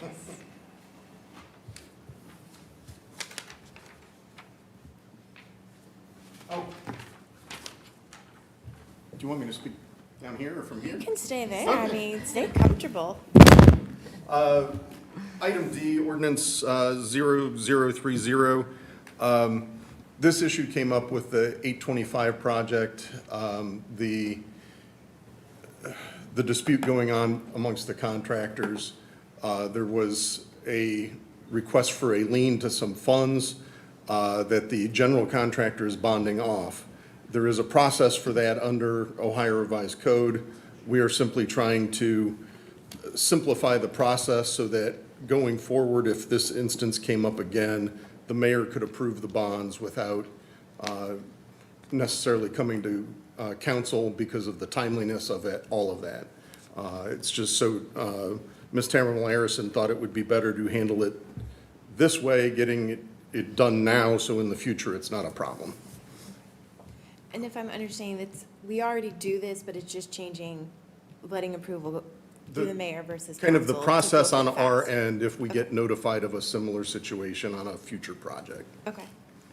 Other questions or discussion? All right, thank you. So this is, Oh, I'm sorry, excuse me. Yeah, go ahead. So this would be exclusively in a situation that's described in ORC 1311.311.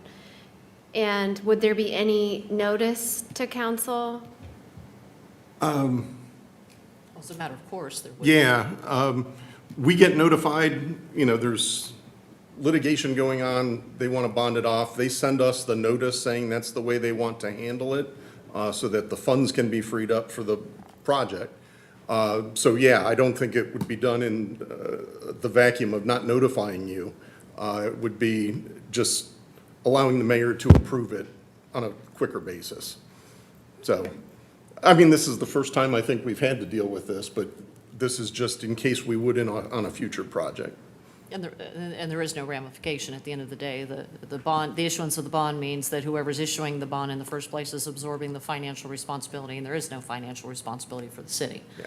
So that would be the expediency necessary to make that happen. Thank I think you is for what's adding behind that, that. yes. You're welcome.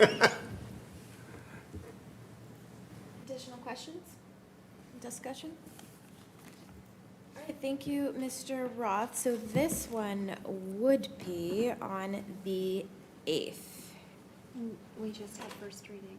Yes, and then your first, oh my gosh, we did first reading. So then this one, it's on the 17th also. The weeks off throw me off. Apologies, y'all. So we did first reading, adoption next week on the 17th. Good. Thank you. Appreciate it. All right, moving to our final. Oh. Do we have a preference of regular? I have consent, okay? All right. Moving on to our last items, discussion of resolutions and recognition. We do have some additional research that was added to the file. I will maybe just kick it off with getting us started and then move into discussion. I did submit a memo to City Attorney, Mr. Roth, the mayor, and council colleagues. It was a little bit late last evening, so apologies for that. But just wanted to use that as a starting point for discussion that we started a couple weeks ago. There has been conversation or appetite to, I guess, solidify our process for resolutions, proclamations, ceremonial recognitions. The memo that I submitted to council last night, again, a starting point for conversation, not a mandate on anything specific. For the record, what I will say I would like us to discuss, or what I would like to hopefully get us to a point, is codifying our things within council rules. Do not want to limit resolutions or recognitions or proclamations, but to really understand what our process and have it written down so that we always have something to guide ourselves, to send residents back to. A lot of these things do happen in practice, or it are things that we know happen, but isn't actually official. And so for me, that is an objective to hope come out of the conversation. The memo lists some other things for consideration that welcome discussion, edits, whatever on, but wanted to offer that as a starting point to conversation this evening. So with that, I guess I will open for questions or thoughts or discussion since we first discussed this, or comments, discussion on the memo.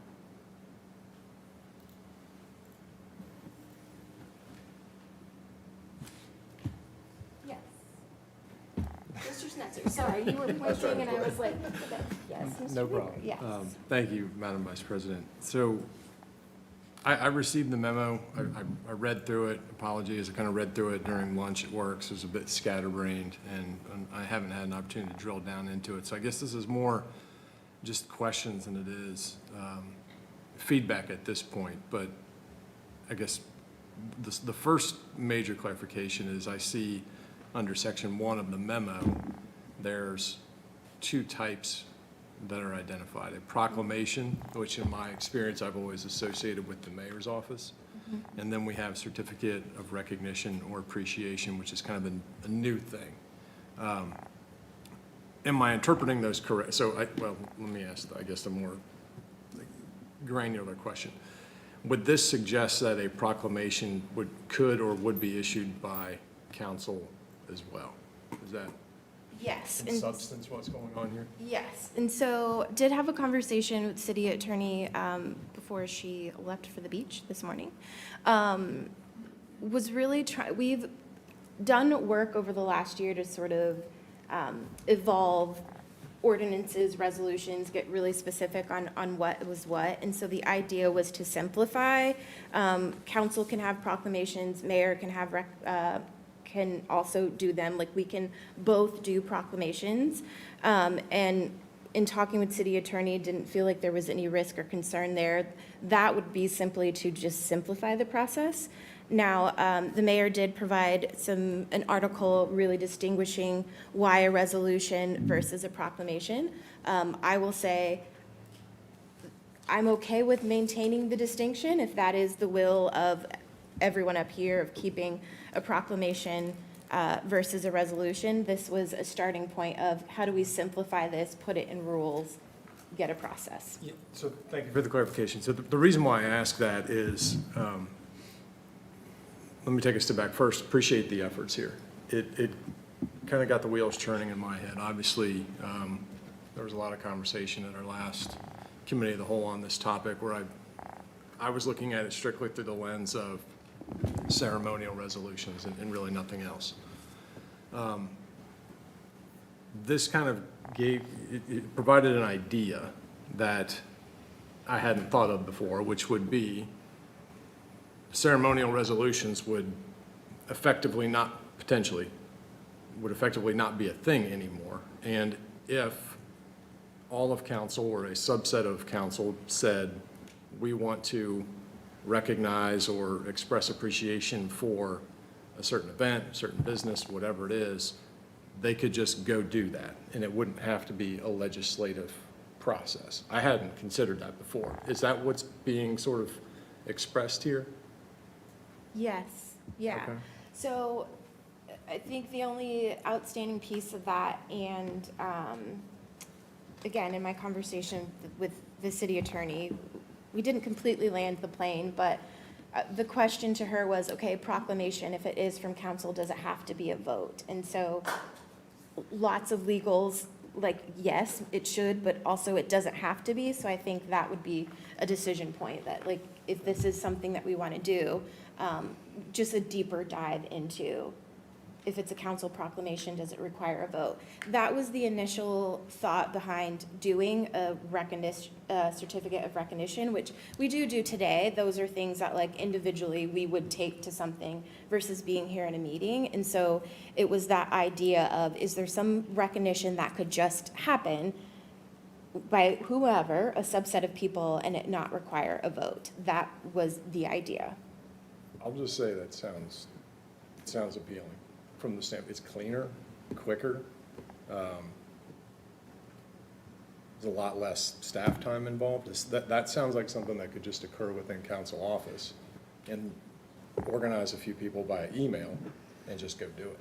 Yeah, it would still, like, it still affords the opportunity for public presentation at a meeting. So I don't know that it fully reduces staff time. I mean, could that be something that happens like before the meeting? Open for discussion. Okay. Like I said, I hadn't thought of it before. I'm still trying to, like, wrap my head around it, but I'll just say it's kind of appealing for speed. You know, in my line of work, we would call it sort of speed to market, right? Like, you can just get it done pretty quick. Seems to be clean. It's not technically, quote unquote, legislation that requires a roll call vote, and it just seems simpler and cleaner. And I guess it gives everybody the freedom to do kind of what they want to do. Mm-hmm. Someone would bring it up, you would just sign on, but it's not necessarily, I guess, rising to the level of legislative action. So for all those reasons, I think it's a good idea. Mr. Renner. So I got lost, and I apologize, Mr. Snetzer. Are you for their certificate of recognition and appreciation? Or are you saying that the proclamation process, without a vote, you're for?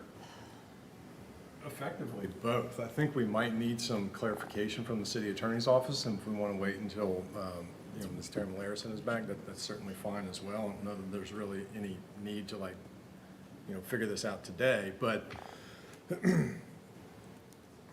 we have seen, so let's just go back to why, because I had a side conversation with Madam Vice President about, can we have a policy, right? Like, I believe it to be an unintended consequence. I don't think anyone's deliberately doing this, but there is concern amongst the community that these are being, these legislative actions are not necessarily being equally applied. Now, I think it's a matter for debate, but we shouldn't be causing distress in the community. I think we came to some general agreement that we don't wish to do that the last time this came up. So if there's a simply cleaner way where maybe all 7 people want to go, out to the community and say, we want to recognize this event, we want to recognize this business, we want to recognize this day, fine. If it's just 2 of them, that's fine too. But it isn't calling roll call vote on 28 ceremonial resolutions a year. So I think for those reasons, there's value in what's being proposed, at least as I interpret it here. So I understand the reasoning. I have strong misgivings about not, my entire career on council has always been acting with the body, even though the individual, I have opinions. But we move to a forum where we discuss, debate, argue, whatever, and then we decide as a body by a roll call vote. And I have really serious misgivings about doing any individual or 3 individuals going out to the world and saying, hey, we represent council, when council did not act, all 7 members did not act upon that. So we today have the certificate of recognition and appreciation. And we today, if 2 or 3 members want to go do that, that's fine. But we as a body need to be always acting as a body. And so if you call it a proclamation or a resolution, I really don't care. But we still need to take a formal vote if we do something as a body.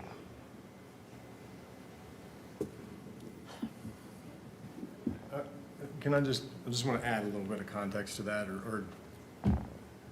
so keep in mind what we're talking about are ceremonial resolutions, right? I understand. Ceremonial resolutions really don't have any, they don't really do anything, right? So, I'll just simply say, like, we do a lot of, I don't want to pick on anything in particular, but I'll give you an example, right? So my dad passed away from pancreatic cancer. My father-in-law also passed away from pancreatic cancer. Like, there is no issue that I feel more passionate about than that particular disease, but yet I've never brought that forward because I don't think that if 7 of us sit up here and say, we want to recognize pancreatic cancer this week, that there's a measurable outcome down the road. So I think what I heard was some of these topics don't necessarily rise to the level of legislative action. I think a proclamation, certificate of recognition or appreciation, whatever you want to call it, is fine if somebody wants to go out and show support or call attention to something. But does that rise to the level of a roll call? I don't know that it does. So I understand that, and I support that. But what I distinguish from that is no one individual of 7 members can go out and say, council did something until council acts. That's all I'm saying. I understand exactly what you're saying. Yep.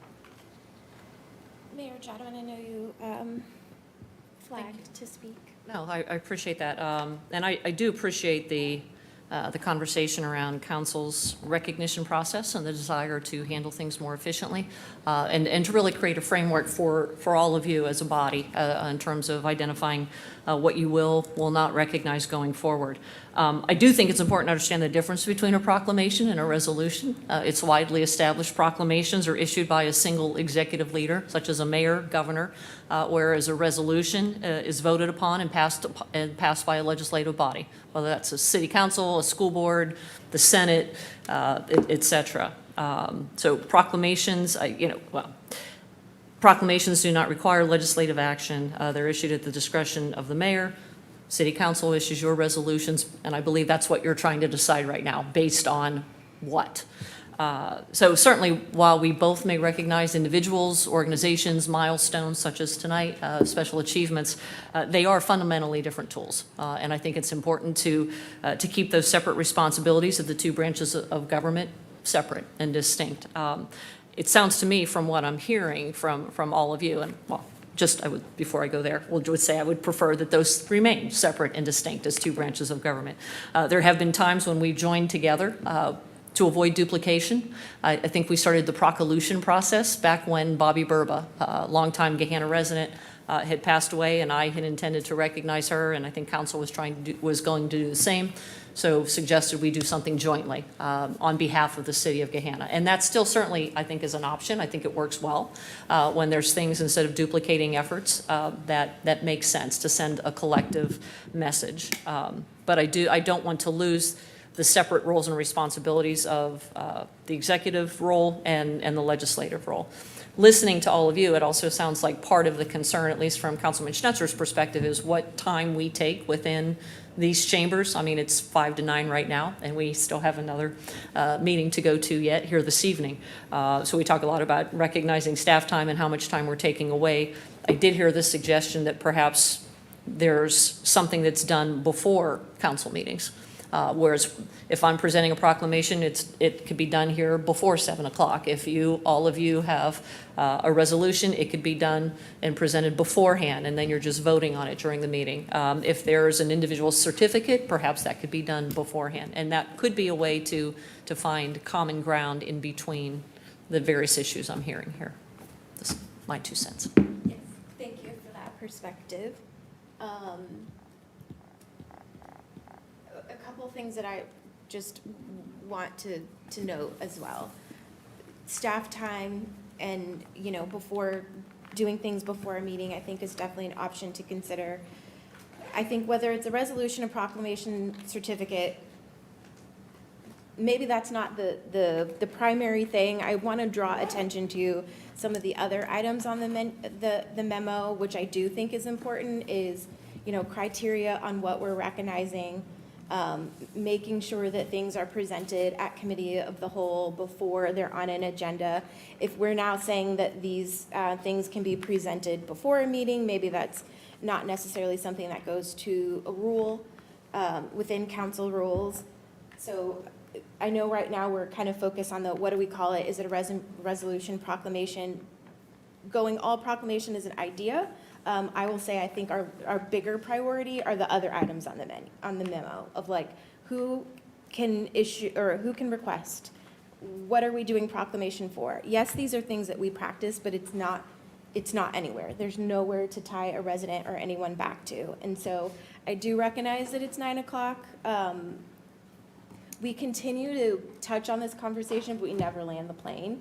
And so I think my question is, what's the will of council? Where do we want to go with this? I don't think that it's a conversation that we can continue to just to keep having and not like doing something. And so unless there are other, I guess, immediate questions right now, I think my next question would be, what's the will of council in terms of next steps? Yeah, Mrs. Padova. Thank you. First of all, thank you for your work on this, because there's obviously a lot of time and effort put into this, and I appreciate that. And also agree with that we've kind of like touched on this in various capacities, but we've never had an actual document in front of us to give us a good conversation. So a few things on the kind of details of this. One thing for the proclamations or resolutions would not be issued for any of the following, and one of the things listed there was retirements. And I think we might want to do like a carve out for like staff retirements. Yeah. I believe we did one for Pam possibly, and I know Mr. Schnetzer used as an example, you know, if the chief of police retires, we would want to recognize that. So I think that staff retirements, or I'm not sure exactly how we would phrase that, but something to make sure that those, you know, if it's just, you know, a neighbor retiring from their job, that's different. So having some sort of carve out there. The other, under number 4, it says, any proclamation issued jointly by council and the mayor or by council alone would require a formal council vote before issuance. And I just had some questions on that because, you know, like this evening we, you know, congratulated, took the picture, and then we voted on it. So I wasn't sure if that was, you know, bringing it to, if the process would look like bringing it to committee of the whole, then coming to the next meeting to vote on it, and then the next meeting doing presentation. What that would, I don't think that I don't know that we need to vote on it at a meeting prior to a presentation. A lot of them are usually on consent agenda. Sometimes they are not. But I'm not sure that we need to add like that extra step, but I just wanted to kind of get some clarity on that piece. That is on, so keeping in mind the whole memo is written from the frame of mind that everything's a proclamation. And so number 4 is based on the we're not sure yet, but conversation with city attorney of if everything shifted to a proclamation and no resolutions, would the proclamation be voted on? And so this is, of course, going from the mindset of if we say yes, we have to vote on it, here would be the process. I think it would still happen during the presentation, like at a, you know, regular meeting as we do today's, but instead of a resolution, it's the proclamation. Okay. Does that answer, I think? Yeah, so I also, it sounds like, I don't know, I think that I like the idea of making the resolutions and proclamations separate, and then we can obviously join together as we have been doing whenever we can. What I think would be, what I would like to see is that whether or not it's a resolution or a proclamation or joint, whatever it is, that it's coming to committee of the whole prior. If it is happening on our agenda. I know there are times when, you know, we will do different recognitions independently, and that, you know, doesn't need to be on an agenda, take up time if it's just me giving a recognition to somebody. Likewise, if the mayor's doing a proclamation offsite, that doesn't need to, you know, come to council. But I think that if something is being is happening here in chambers, whether it's a proclamation, a resolution, or a joint, that it should be on committee of the whole prior, so that then we're able to see what's happening and know what's coming up before us. I think those are most of my, I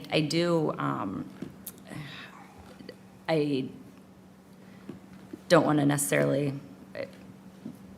it sounds to me like Councilman Schnetzer, a big thing is the, you know, I think you said speed to market, and speeding things up. And I understand that. I definitely want to be respectful of staff's time. Most of our resolutions don't take that much time. Sometimes we might have, you know, there might be a proclamation and a resolution, or maybe 2. I don't think there's ever been more than 2 at a meeting. Some of them are bigger, lengthier, whatever. But I think that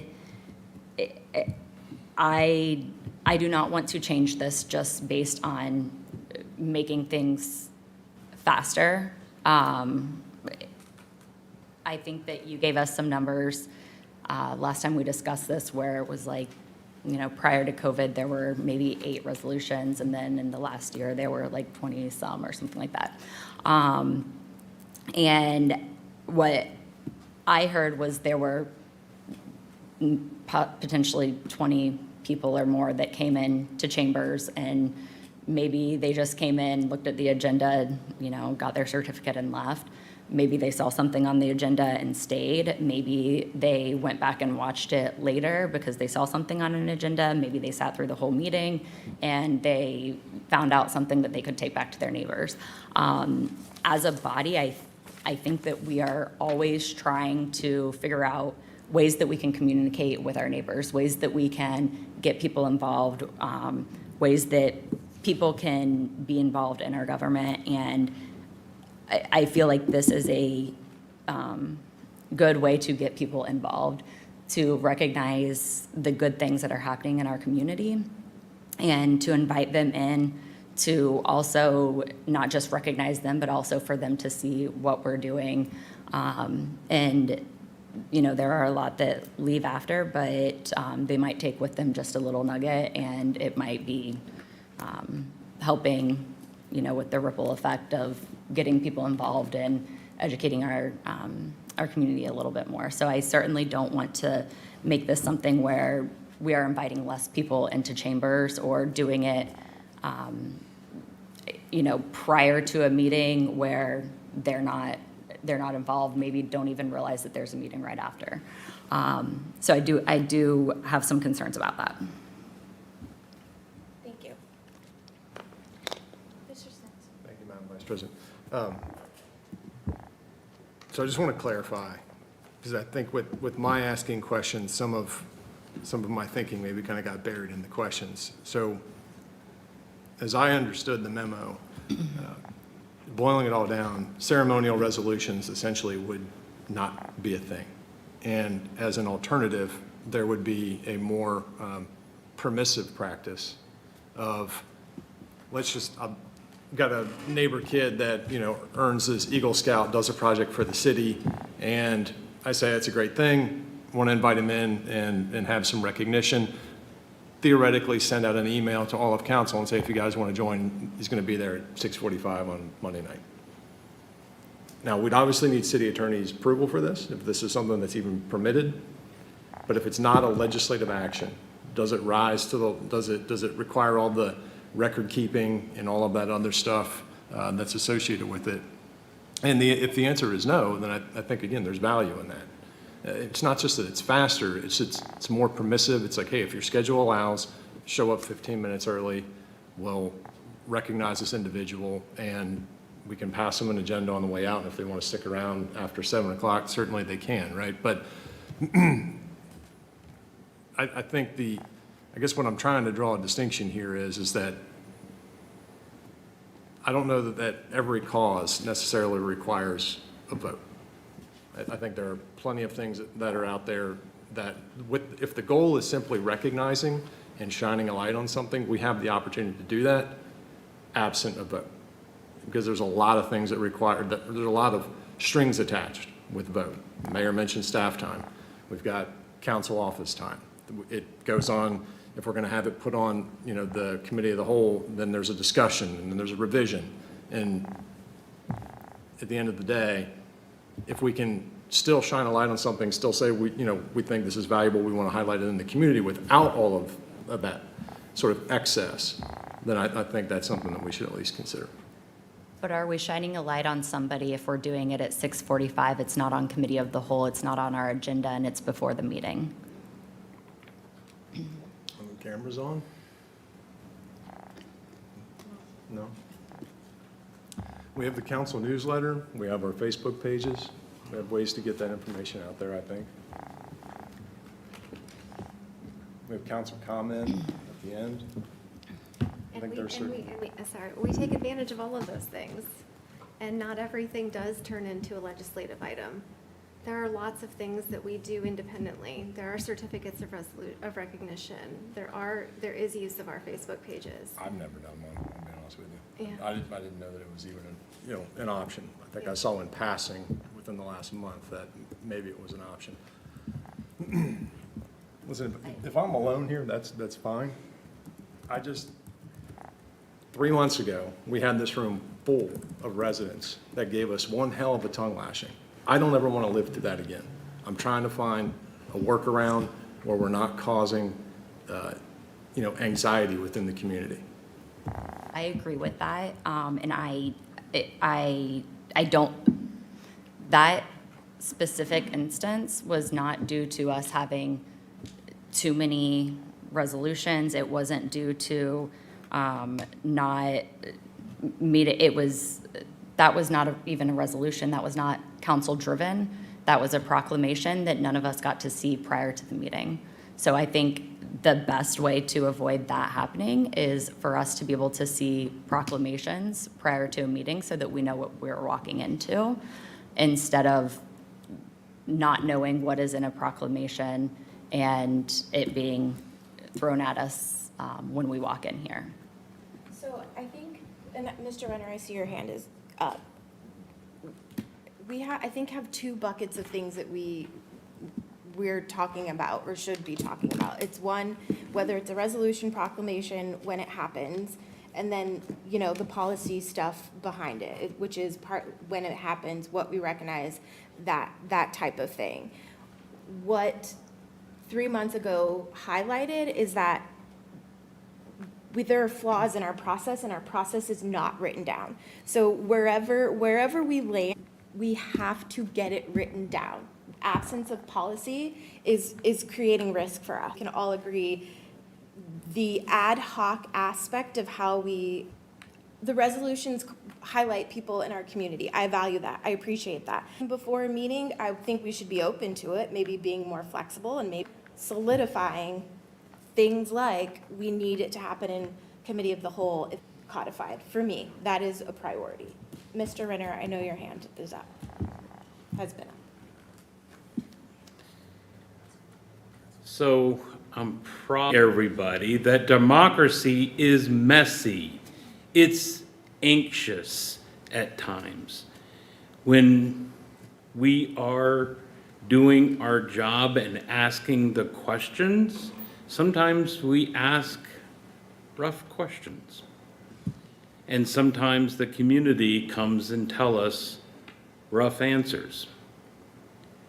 We are elected to serve, and sometimes that's just messy.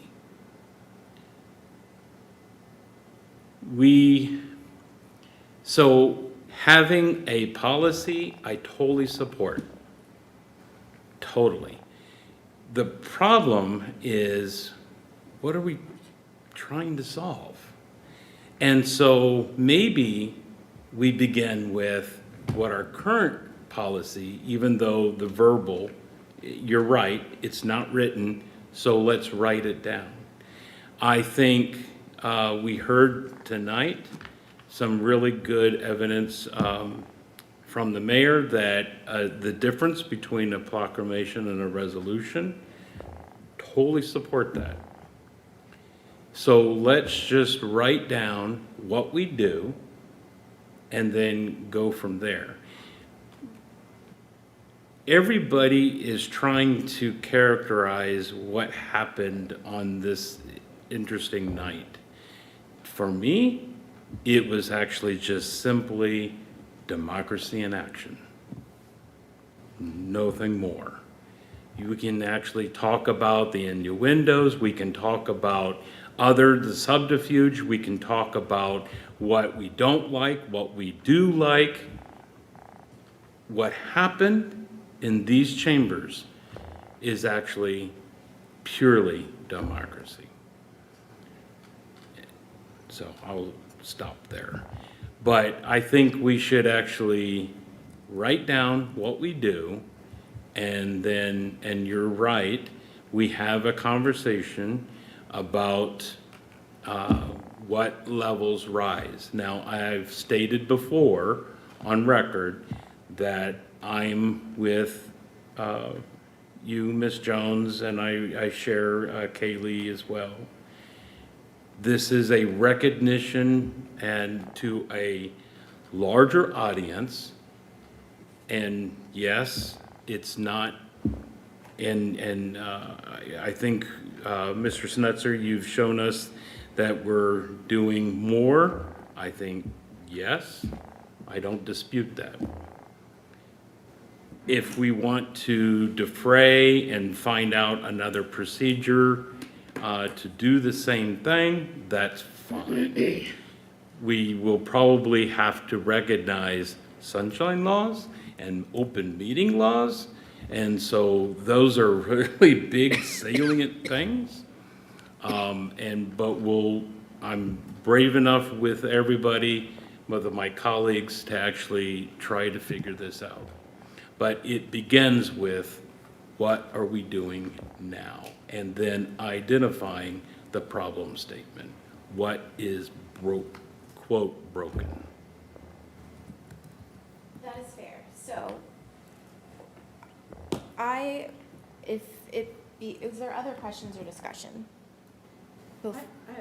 Yeah. So the question is I have is about the mayor, only her proclamations would only be presented outside of council meeting. What's the reason for that?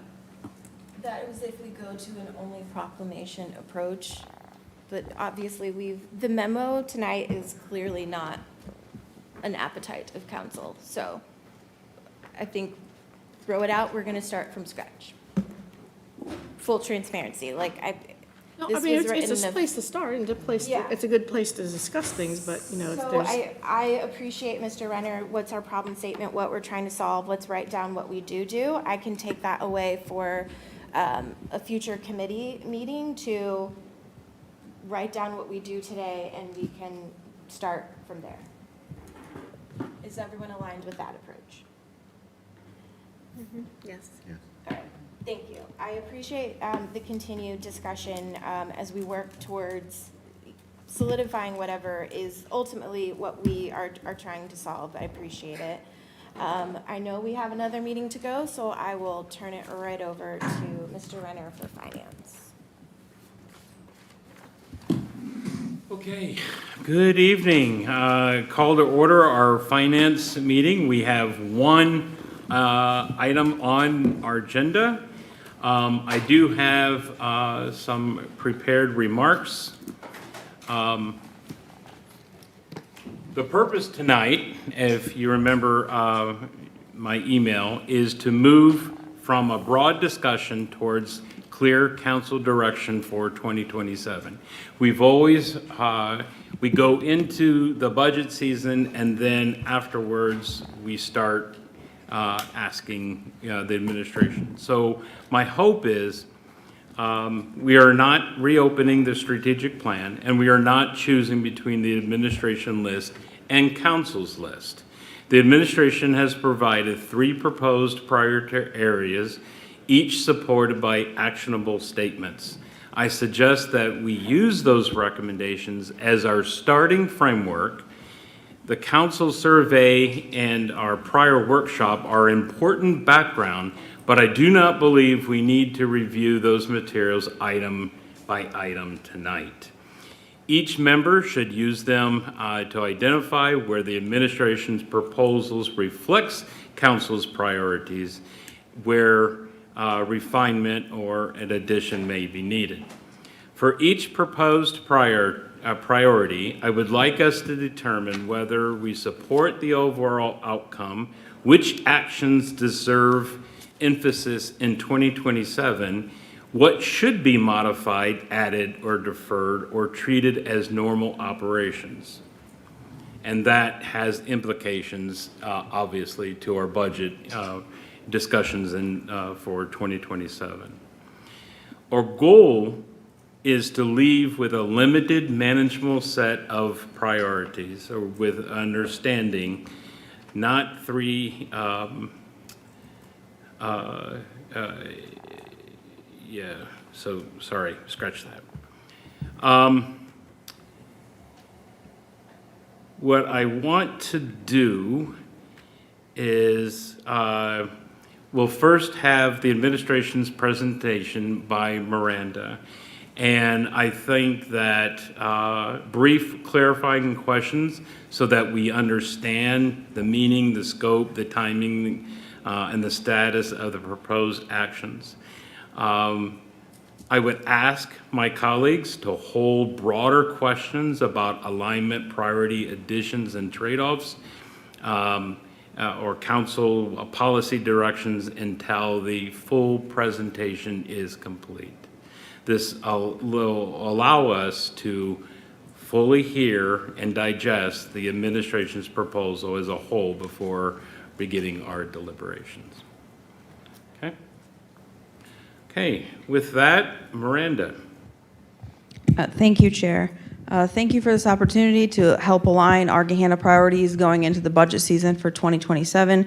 With me this evening, on behalf of the mayor, I'm happy to present the administration's priorities with Director Schultz and Director Weibensinger as well.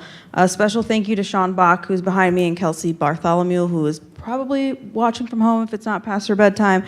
They do a lot of work on this plan and help put these presentations together. So just to reset to make sure that we understand how the strategic plan fits into other plans in the budget, we have our vision, values, and mission statement, and we've been talking about these for the past year and a half as we've moved on and adopted this strategic plan. I think what's helpful is to look at it. This is an image from the strategic plan book. So it shows you that the plan is stems from the vision and values that we received from the community. This was a community-informed plan that is set in 4 goals, and then there are 65 strategies in those 4 goals. The 4 goals are here, and then so how the plan is, the yellow is the goals, the black underneath it is the objectives, and then there are 65 strategies that fit underneath these items. As a reminder, the relationship to other planning documents that the city has, the strategic plan sits at the top of those plans with then other plans underneath of them, such as the Parks and Recreation Master Plan, which was adopted a few years ago, the Economic Development Strategy that was adopted with our Gahanna, Capital Improvement Plan, and other plans that are ongoing. As Chair Renner shared, the purpose of tonight is to help align the strategic plan with the budget. The time is now to do that and not after the budget has been put together or in January after council has adopted the budget. So you might remember this wheel from the plan book. This wheel shows the calendar year and shows where we are. So right now we're in August. That's a combination of the blue and teal together because we are reviewing the strategic plan and getting ready to start the budget process. And then you'll see the capital improvement plan items are in the yellow color below as well.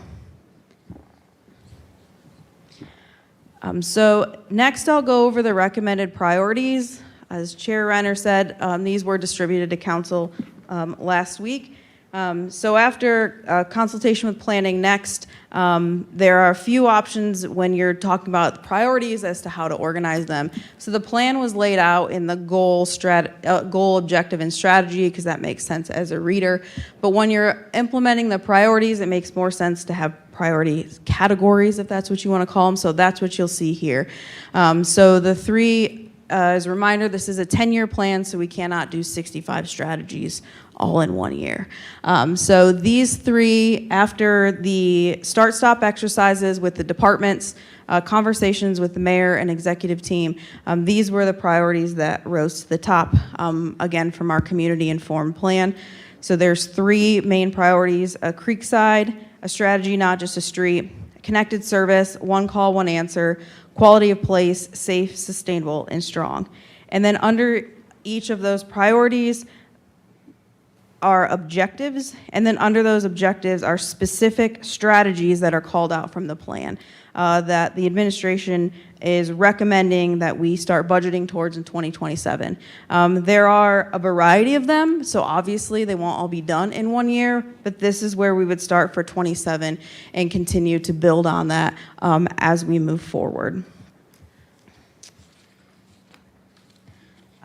Would you like me to read them all, Chair Renner, or there are many?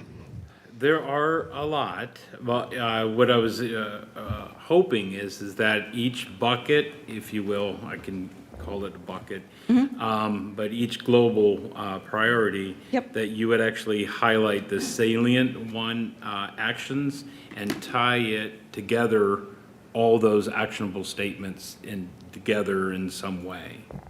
Sure. So Creekside is strategy. We've been talking about Creekside a lot, from capital improvement projects to the development agreement to our residents, indicating that that is a main priority for them as well. So Creekside is strategy, not just a street. We've talked about, so objective 1A is to advance the Creekside district as a vibrant area. We talked before in your workshop how it's not just the Creekside Mill, but it's the district as a whole. We talked about what it means to be a district as a whole, from walkability to the transportation to parking to pedestrian safety, streetscape designs. Those are all things as the Creekside district as a whole, not just the main downtown, if you will, one street of the district. So some of those items, for example, some of these items are already underway. For example, 1A4, review Creekside District planning documents. Director Blackford was here earlier this year with changes to the code related to the Creekside District as well. So in addition to that, the Creekside is strategy. There are also capital improvement projects that will be coming forward that fit in this priority bucket as well. Under priority 2, connected service, one call, one answer. You can see here is really. Miranda, pardon me. So you're going to the second bucket. I just want to ask for, are there any questions for clarity on bucket 1, on the Creekside, a strategy, not a street? Okay, thank you. Sorry. Yep. So priority 2 is really where you can see where it makes more sense to use the priorities of the buckets, because you have objective 2A, enhance internal operations, as well as objective 4C, enhance citywide communications and promotions. So when it says objective 2A, 2 refers to chapter 2 and 4 refers to chapter 4. So you'll see there under enhance internal operations, these are efforts to make more connected services. Some of these are underway. Some of those will require some budget dollars in 27. And then I think a shared goal of everyone here is to continue to enhance citywide communications and promotions together, and we talked about that a little bit at your workshop as well. Thank you. Are there any questions from my colleagues about the second priority? Thank you.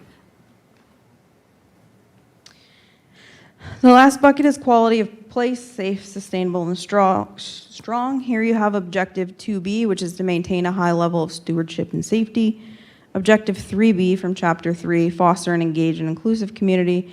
And objective 4B from chapter goal 4 with this strengthen placemaking efforts.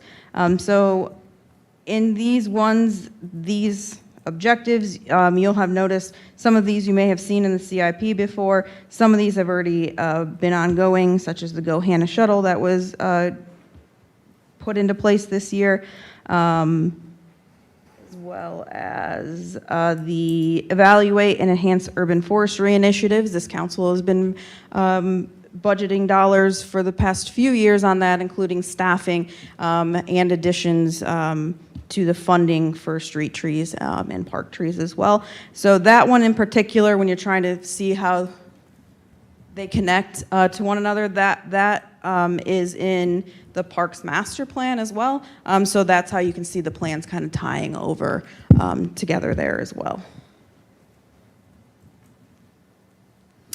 Okay. Any questions for clarity about the third bucket? Yeah, Mr. Chair, thank Please. you. Ms. Bowers. Thank you. It seems that in the third bucket, some of these are kind of, it seems like they cross the line between internal operations and like aspirational things for the community. Mm-hmm. Yes, accurate? I would agree with that. And some of it is like a business continuity plan for internal operations, right? While that is an internal policy, that's to make sure we can continue to have a quality of place in some kind of situation where we would need to continue operations there. Some of it is too aligned as just how the plans align. That's why we chose to do the priority in these buckets instead of just saying like, we're only gonna work on strengthening placemaking efforts. It was a way to get quality of place in with multiple goal sections without doing all the strategies under an objective.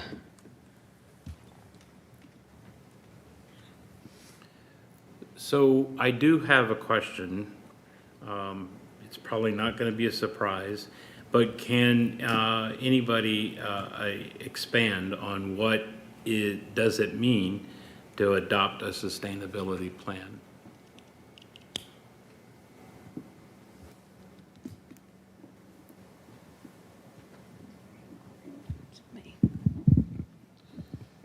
I mean, I think that's just like any one of these plans, this would be a plan that we don't currently have, right? If we were looking to update the land use plan or create a brand-new land use plan, obviously the process would be different.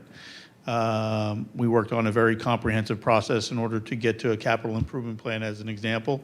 There were workshops and committees and folks, council members, other stakeholders that helped derive that plan. And in this particular instance, the beginnings of adopting a sustainability plan would be basically probably a poor choice of words in the late hour, but a grassroots type process that would build a plan that makes the most sense for the folks and reflects the wants, needs, and desires of council, the administration, and ultimately the public that the plan is meant to support. So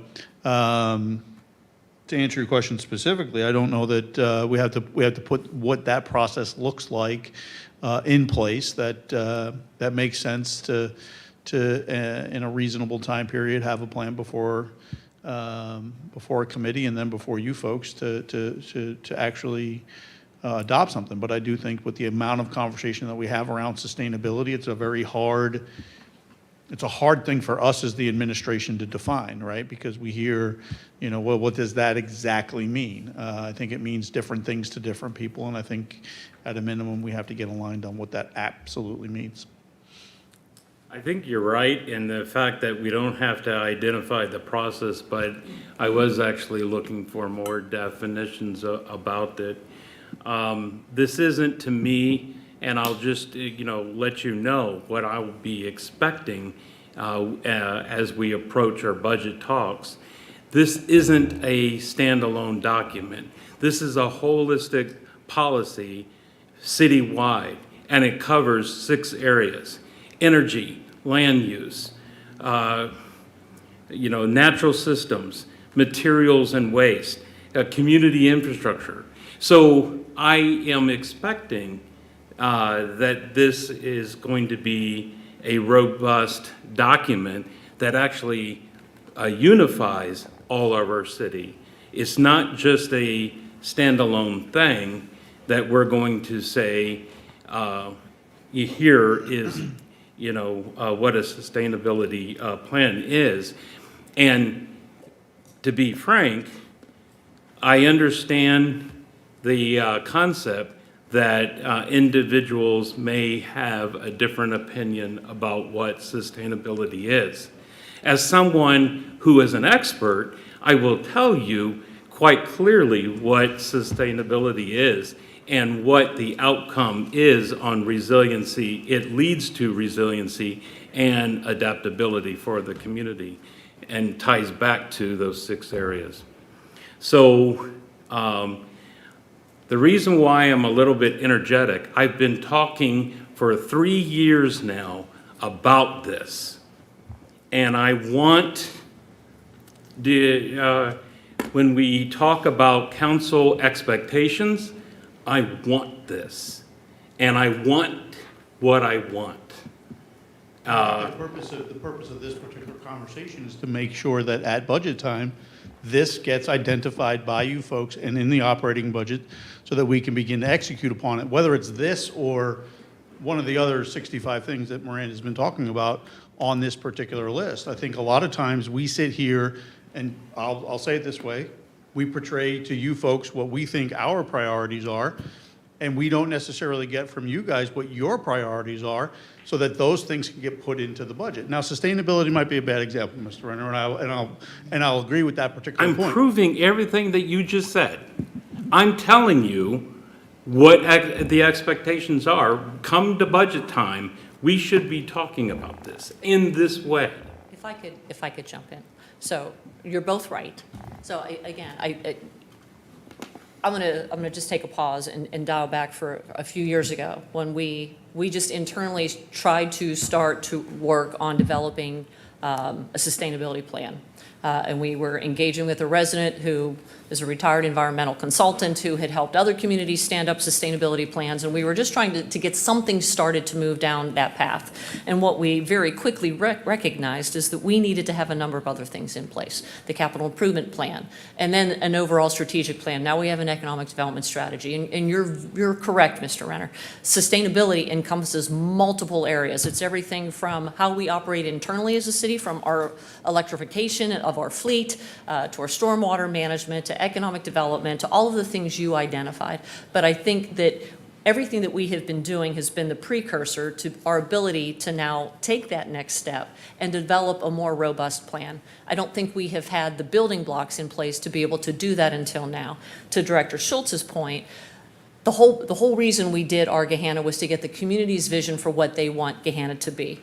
We've now come forward with, here's the administration's priorities, one of which is the sustainability plan. And our goal tonight is to get feedback from all of you to say, yes, we agree with these, so that as we go now, after tonight, and start to begin that budget process, we hear you loud and clear, so we can take that into account, and we can then prioritize that as part of the budget process and include in the budget money that would take for us to develop that sustainability plan. That's the whole point of this conversation tonight. So I think you're both right, but I don't want to get lost. What we tried to do a few years ago, we tried to go down that path. We just weren't in a position to move that forward at that time.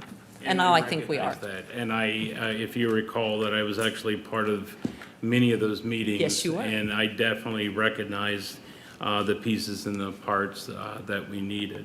And also recognize, too, that I didn't even talk about the capital projects that are relating to all of this. And I know that those are further discussions, but you're seeing the culmination of 3 years of patiently waiting. And so you want feedback tonight, but that's our goal? Yeah. This is a very important one, but it encompasses a huge umbrella. Thank you. Okay, so maybe I set this tone a little bit wrong, and I apologize. But so Miranda, are you finished with your presentation? Yes. Okay. So are there other items in these priority buckets that any member wants to talk about?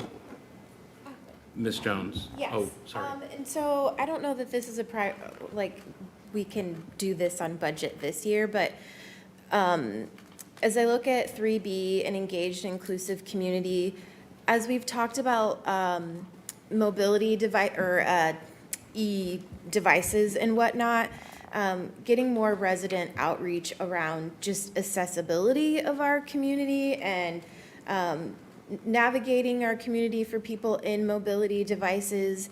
And so I don't right now have a specific, here's what we need to do for dollars in the budget, but I just think as we continue to look at the strategic plan, and right now this has, inclusive community has these 2 items, can we also think about how it broadened into accessibility of our community and perhaps budget next year specific things around, I know your multi-use pass, we're looking at that. We'll continue to look at, e-bike and all of those policies and ensuring that those don't create exclusions for people that are wheelchair users. And I know our ordinances don't, but those are just things as we think about inclusion of our community. I just wanted to say that out loud now, that if we can broaden broaden inclusion of our community beyond Citizens Police Academy and being age-friendly and thinking about accessibility of our community, particularly for people using mobility devices. Felt like the forum to just share that right now. Thank you. Ms. Can McGregor. I ask, where do you, an example of like where you would see a need for increase? I'm just asking. Yeah, and I think honestly, I think this is a broader conversation that has to happen with the people that use them. And of course, this is coming just from conversations and emails that we've gotten from residents as we've talked about, do we put more laws around the e-bikes and those things, but you have to be careful because then doing those things, does it also then create limitations on if I use a mobility device to get around, can I not use that in Creekside? Like if I have to use, and I'm gonna forget the technical names of them, but not a wheelchair, but like the other things, just making sure that the laws and ordinances and things that we pass like that don't exclude people. But then also just talking about as we have more paths for people to be able to navigate the city that isn't, it isn't just car, that we do have the multi-use paths, but where are they going in more places so that people can get more places being a pedestrian friendly community. I think that's part of our sustainability, but it also, the sustainability is in this bucket right now, but should also be in the inclusion bucket as well, because sustainability also leads to accessibility. Can I just piggyback off of something? Because I think that one thing that you just highlighted would potentially be in this Creekside district as we reimagine Creekside district, making sure that, paths are wide enough for different mobility devices. And I know that's like one of the things, right, with the reimagining Creekside is for somebody that is in maybe a wheelchair to be able to not have to go like all the way around to get to the one corner where like the stage is, that they would be able to go on like a ramp right there. So I do think that you guys are definitely thinking about that, but that was just like an example that I thought of as you were talking about that. Ms. McGregor, you had your hand up, and then Trenton. I guess, I just want to say that, sustainability may be your priority. It's not necessarily mine. So you speak for yourself, and it's not necessarily I think to a certain extent, but I don't see putting a financial burden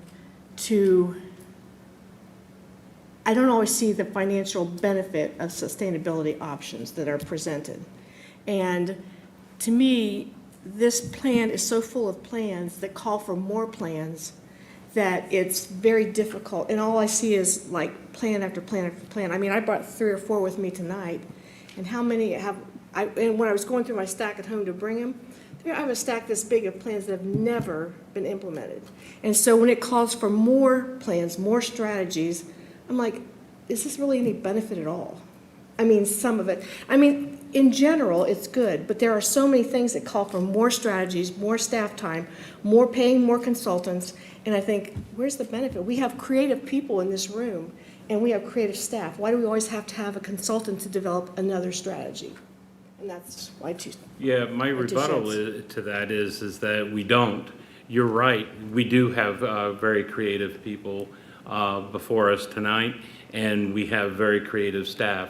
And I truly believe that we have all the staff necessary to actually do this. But what I'm actually talking about is a unifying document that actually guides us in all those 6 areas that will eventually move us into the sustainability, which is the 3-legged stool: people, profit, and planet. And then you move to resiliency, so the people in the community are resilient for the things that are coming: heat waves, floods, fires, whatever. And then you move into the space of adaptability. And you have a guiding document that actually provides all that. So I hear you. I'm not advocating for any, actually, any firms or experts. I think we have all the knowledge inside the city today. Trenton. Thank you, Chair.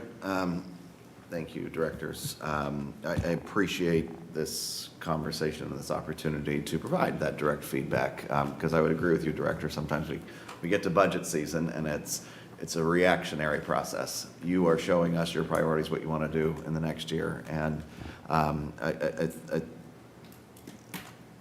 think sometimes we haven't necessarily been speaking the same language in terms of process of how we can give you that direct feedback.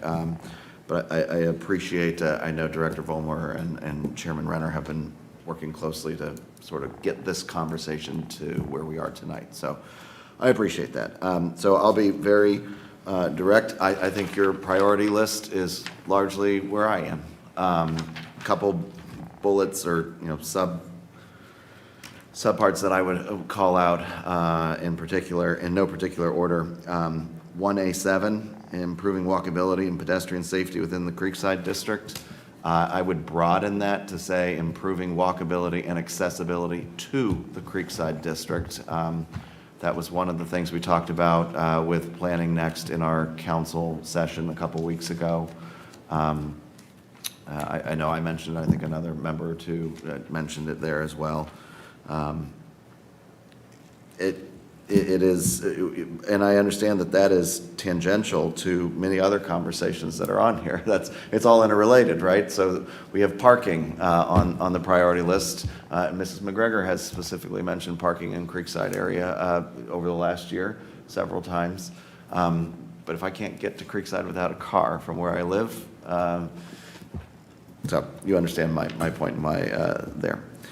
2B5, evaluating and enhancing urban forestry initiatives. First, thank you to the administration for the post about a week and a half ago for street trees, allowing residents to submit to that. I know I've seen several questions on social media about the program, so I think that goes hand in hand with evaluating and enhancing. I know I submitted for my own residents because I think it's a great opportunity. But I look forward to hearing what the administration may bring in terms of next steps for that. And then the third one I would highlight is 3B2, becoming an age-friendly community to support healthy aging and improving quality of life for all. It's a very broad plank, and I understand that. It's, again, very interrelated with other areas. But we've talked about housing and the missing middle housing, step-down housing. I know we are largely landlocked, but it is a real issue that our community faces when folks want to move out of those larger Harrison Pond homes, for example. Where are they going? Giving me a hint, Mr. Weeks? Well, you do. Just because I talk about I have no place to move in this community. We've talked about it many times, Mayor, and that's why I share your concern on this one and passion for it. And I look to my own parents. They live 2 doors down from me. I don't know where they're going to go. My dad says he's not moving outside of a body bag, so I understand his point, because when you've lived in the community for decades and decades, there's no place else to go for that. So. Those would be the three I specifically wanted to call out, would like to hear more on. But again, recognizing that they're broad, aspirational, and there's a lot of interplay with other areas. So thank you. If the task was to give 3 priorities, there's my 3. Thank you. Thank you, Ms. Chair. Bowers. Thank you. I have a couple of questions before I offer some feedback. There's an economic development strategic plan that was also developed in tandem with the strategic plan. Are any of those priorities reflected here, or are those going to be independent? Those will be independent. So after we set the priorities here, then the directors would go back to it with any departmental plans that they have, and they would then align their plan with what these priorities were here. Okay, so based on what we talk about here tonight, it could also shape economic development priorities. Or other priorities such as parks. Yeah, another, yeah, okay. So to that point, to Mr. Weaver's comment just now around step-down housing Yeah. and maybe trying to incentivize that, if that becomes a priority that bubbles up from here, it sounds like perhaps that would be something then that Director Gaki would be Yes. looking to what he does. Very good. Okay, well, just staying on that for a moment, one of the things, and I have other questions, but I'll just stay on this for now. One of the things that I don't necessarily see reflected here is affordability for our community. And that is something that is a concern for me, certainly something that we talked about with our waste contract, certainly something that we talked about with water pricing. I remain incredibly concerned that we pass along infrastructure costs to residents, given the expansion of the region and the economic demands, the commercial demands on our water and potentially demands on our water that may not be coming from individual households. And so I just maintain, and I don't have the knowledge that I probably need to have to give more direction on that, but I maintain continued concern that we are maybe, I would like to identify more opportunities for there to be greater affordability for our residents. Where can we reduce costs? Like, we've done a phenomenal job, I think, with the sidewalk program in the cost sharing approach. What could we be doing with the resources that our residents have so graciously given us to help them out too? And I also want to reframe a little bit about, so step down housing for aging boomers is important, but the other side of that, and I've talked about this over the years too, is multifamily, like not apartment multifamily, but ownership opportunity multifamily, like duplexes and quads. I think that is a really important opportunity to get people into home ownership. And so I would love to see an economic development plan that thinks about ownership opportunity in those types of settings.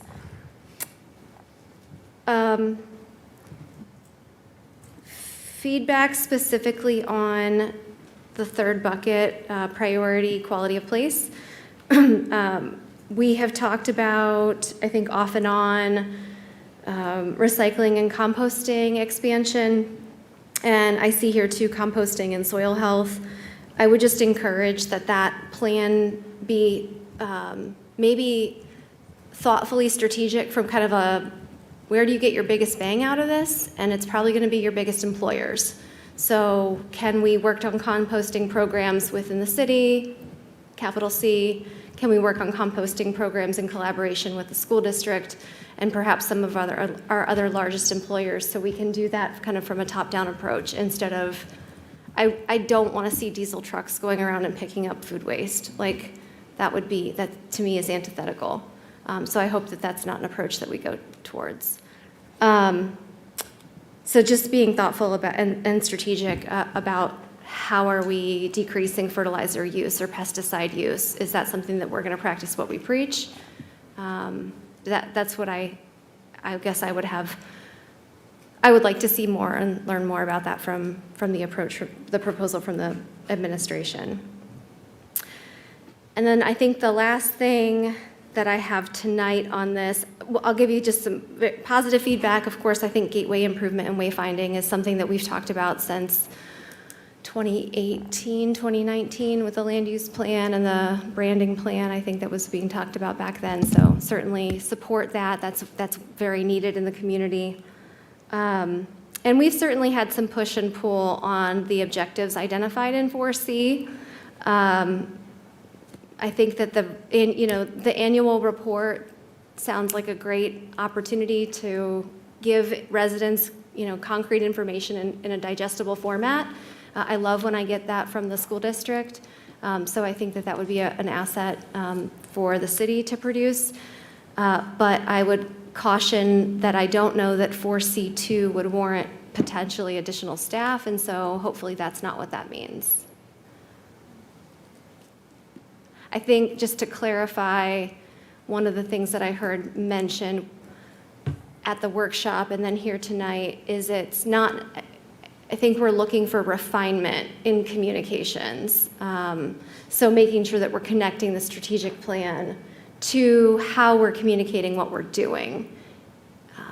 I think that generally, like, we're doing a pretty solid job right now, and there's always room for more, but I think that we're really hitting the channels well.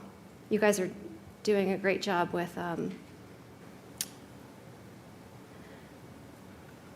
utilizing all the channels that are available to you.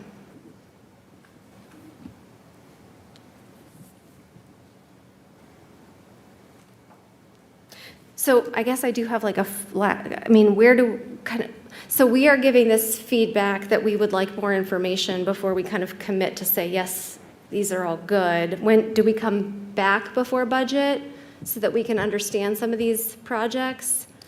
We have already delayed our budget based on the move, because we're moving this week and next week, and so the budget will open for directors on the 17th because we have to get moving. And if you have specific questions, I'm happy to talk to you offline about those, but some of these things we have to take back to the directors, and then they have to, we're not the experts on all of these things, so we take it back to them, and then they'll work with their staff. So when they come and put their budget together, if they want to do like recycling and composting under 2B7, I believe it, 2B7. So when they come to the budget meeting, they will say, we want to advance 2B7, the recycling and composting, by doing X, Y, and Z. This is the budget allocation we're requesting, or some of these don't require budget allocations also, but you'll hear about them when we present that information. Okay. And I don't want to confuse objectives and priorities with actual projects, right? Right now, we're talking about the objectives and the priorities that we will focus on.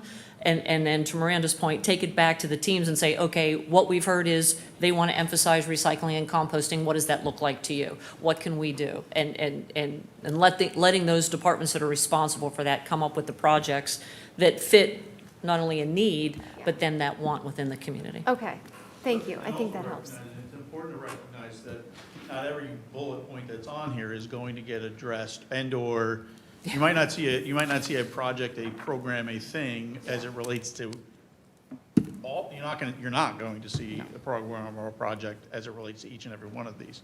But hopefully, we're starting to pick them off. Like Miranda said, a lot of these things are already like we're already getting credit for a lot of these things.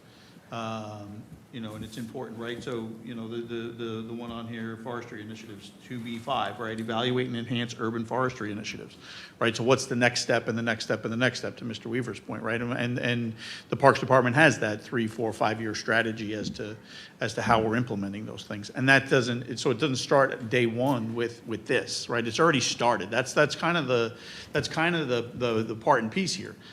Almost every one of these has things that we are currently doing in order to begin to make strides towards achieving some of these objectives, which is important to note. This is not a starting place. We're actually starting almost in the middle of many of these. Understood. I think the question maybe that would be helpful to be answered, and we've asked about this before, is will this dictate any new projects or new initiatives? And can we get a preview of that before it's? Maybe it's better said, and sorry if I overstep here. If we put a program or a project in front of you that isn't satisfying one of these goals and objectives, you should send us out of the room. Yeah, so during the budget season, if a department comes forward with something that is not on one of these priorities or aligned with one of these priorities, they will have to explain to this group here and the director of finance why that should be funded over something that is here, right? And so that way, when we bring you the budget, that is all aligned with these things here. And that's not to say there might be a 1 or 2 things that gets funded that's not on here, that's already started or something like that, but that's the goal of this. So we all discuss this, if we just keep talking about the recycling and composting, right? Like, if, public service says they want to do, I don't know, X instead of recycling and composting, we are going to say, that's not a priority. What are you doing for recycling and composting? Okay. So instead of like before, it was just like, what does everybody want to do? What do we see the community? The community's told us what they want to do now, and so we're all talking about it now to say, like, these are the priorities and the objectives we want to see started in 27, or at least thought about in 27, because not everything's going to be funded, right?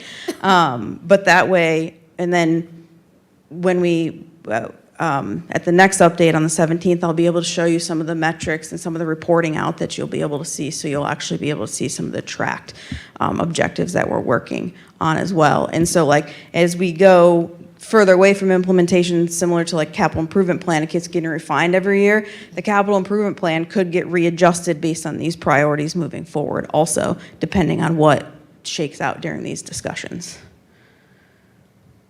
This actually gives me a framework to actually prioritize projects other than simply based on need and resource availability, right? So like, how am I, you know, a project that ties in our current rubric, right, is then applied against this particular rubric, and a project that's meeting 6 of these goals and objectives versus one that's meeting 3 of them, is the one of 6 is going to should get presented first.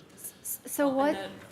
I was going to say, it also then gives us the accountability and the measurability back to our residents, because the residents spent 15 months telling us what they wanted Gahanna to be. That's where, and these are pulled from what the community has said. So as we bring projects forward, as we then come to you and say, here's the budget request, here are the things we're going to do, we can directly link them to those objectives and then report out at the end of the year back to, you told us you wanted this is what we did to achieve that. Sure, and I think I think there's some interpretation to this, like, what does expanded recycling and composting mean, right? Does it mean curbside composting, or does it mean the city considers a different approach? So I think that there's some interpretation there within what the residents told us that they want us to value and prioritize. So is this like, you just want our impressions to these priorities and how they fit with what we identified as priorities in the strategic plan? Is that? Yes, as a group of 7 of you, do you all agree that these are the priorities we should start budgeting towards in 2027?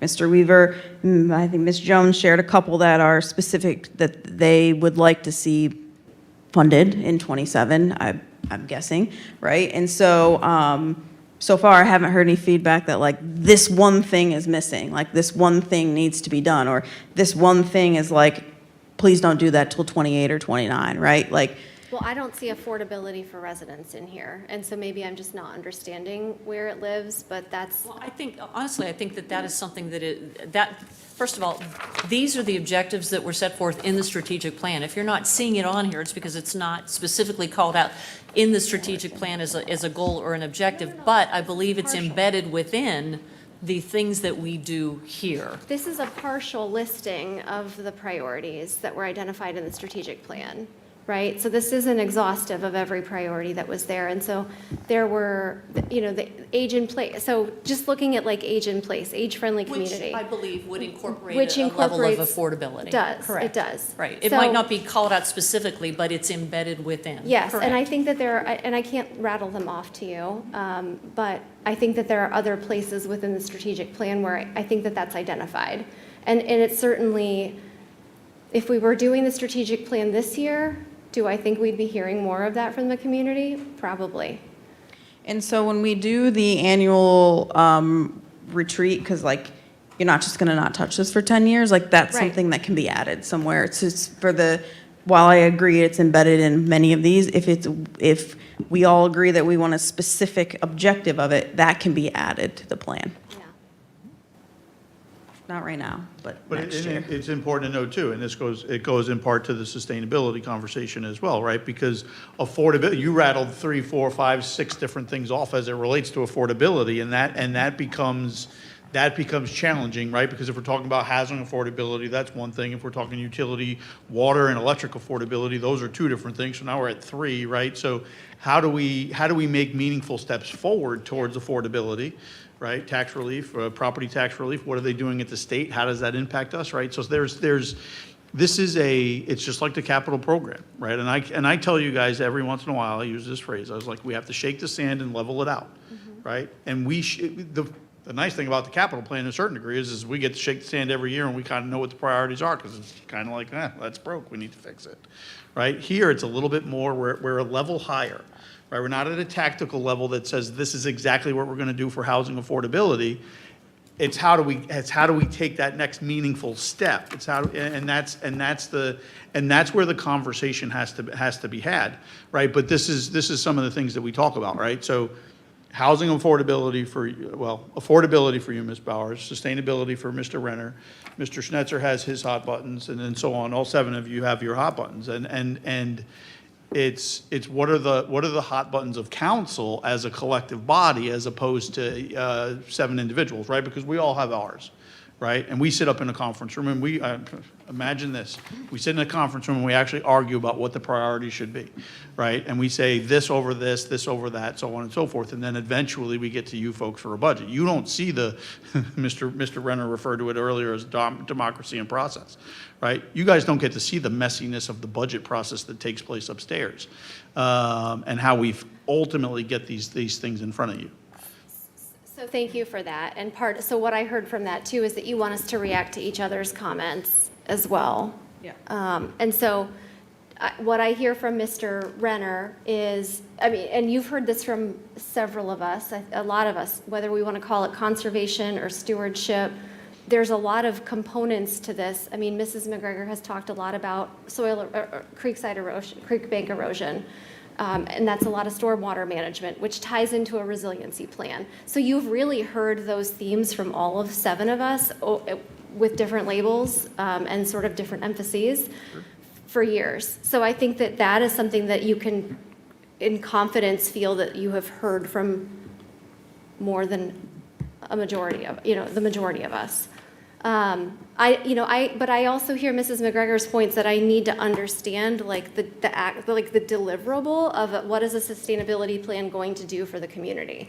Like, so what's the meaningful impact? He knows that because it's what he lives. I don't know that. I don't think our community knows that. So to me, that would be some additional pieces of information to help me feel good that this is going to get funded in the budget so that I know how it benefits the community.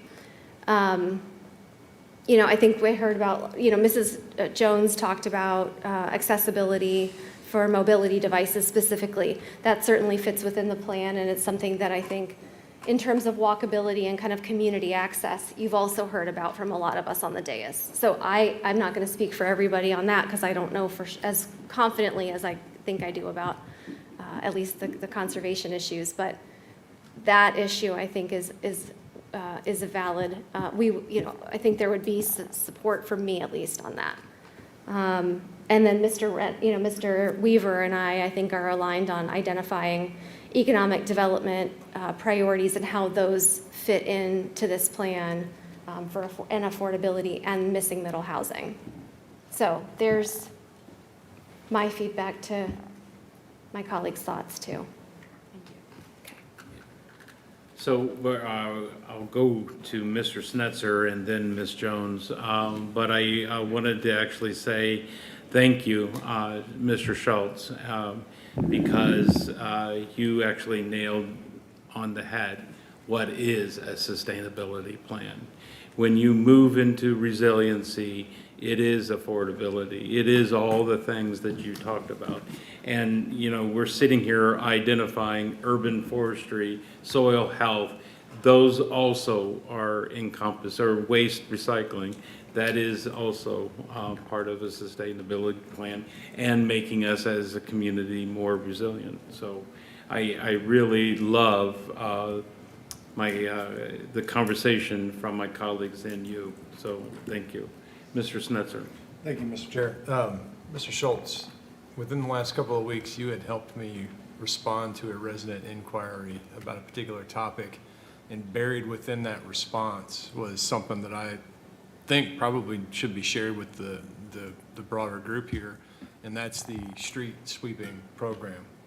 There were a couple of elements there.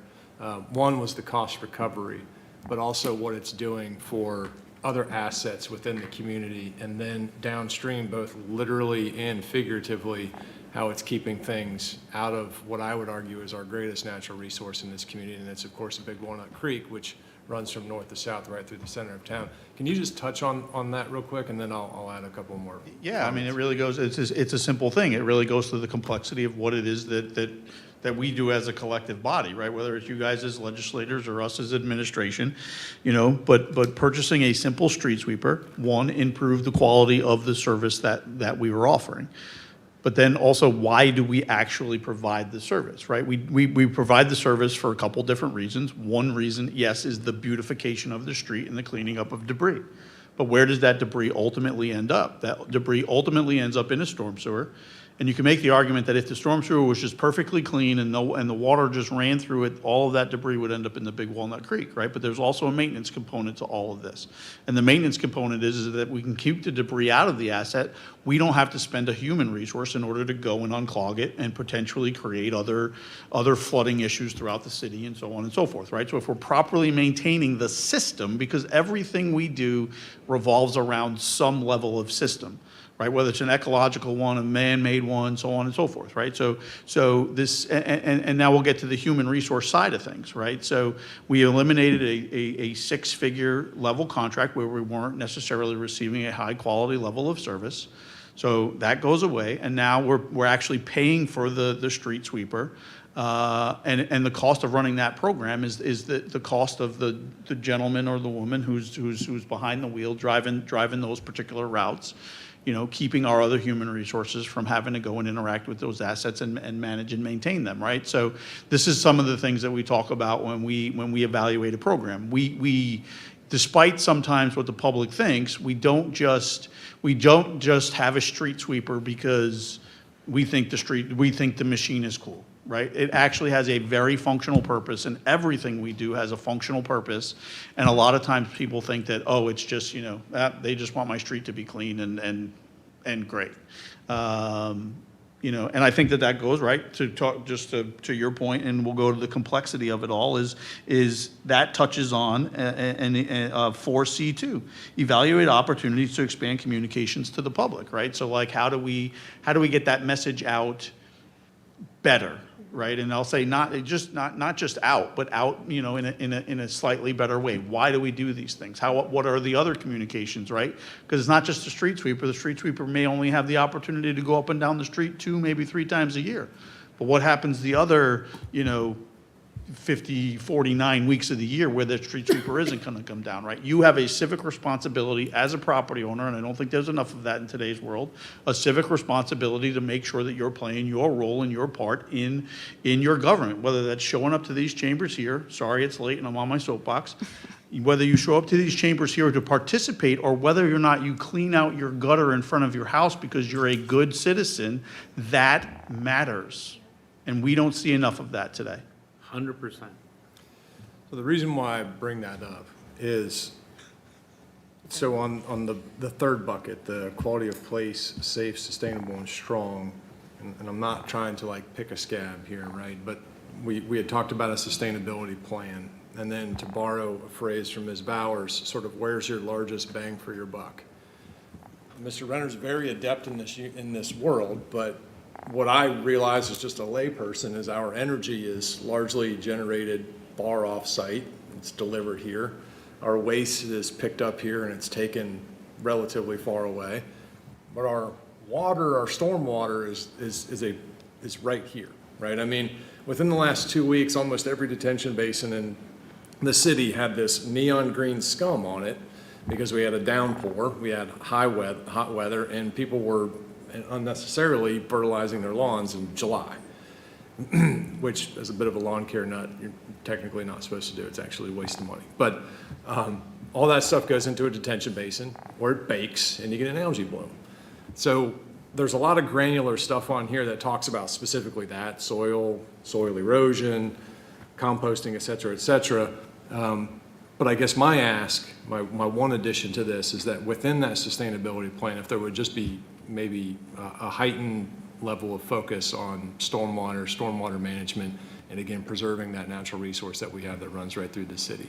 Otherwise, I think your broad buckets are largely congruent with what I've heard from the community and what I recall going through the process of the strategic plan, specifically Creekside. It seems everybody is waiting with bated breath to ultimately see that realize its potential. So with that, I'll shut up. Thank you. Ms. Jones?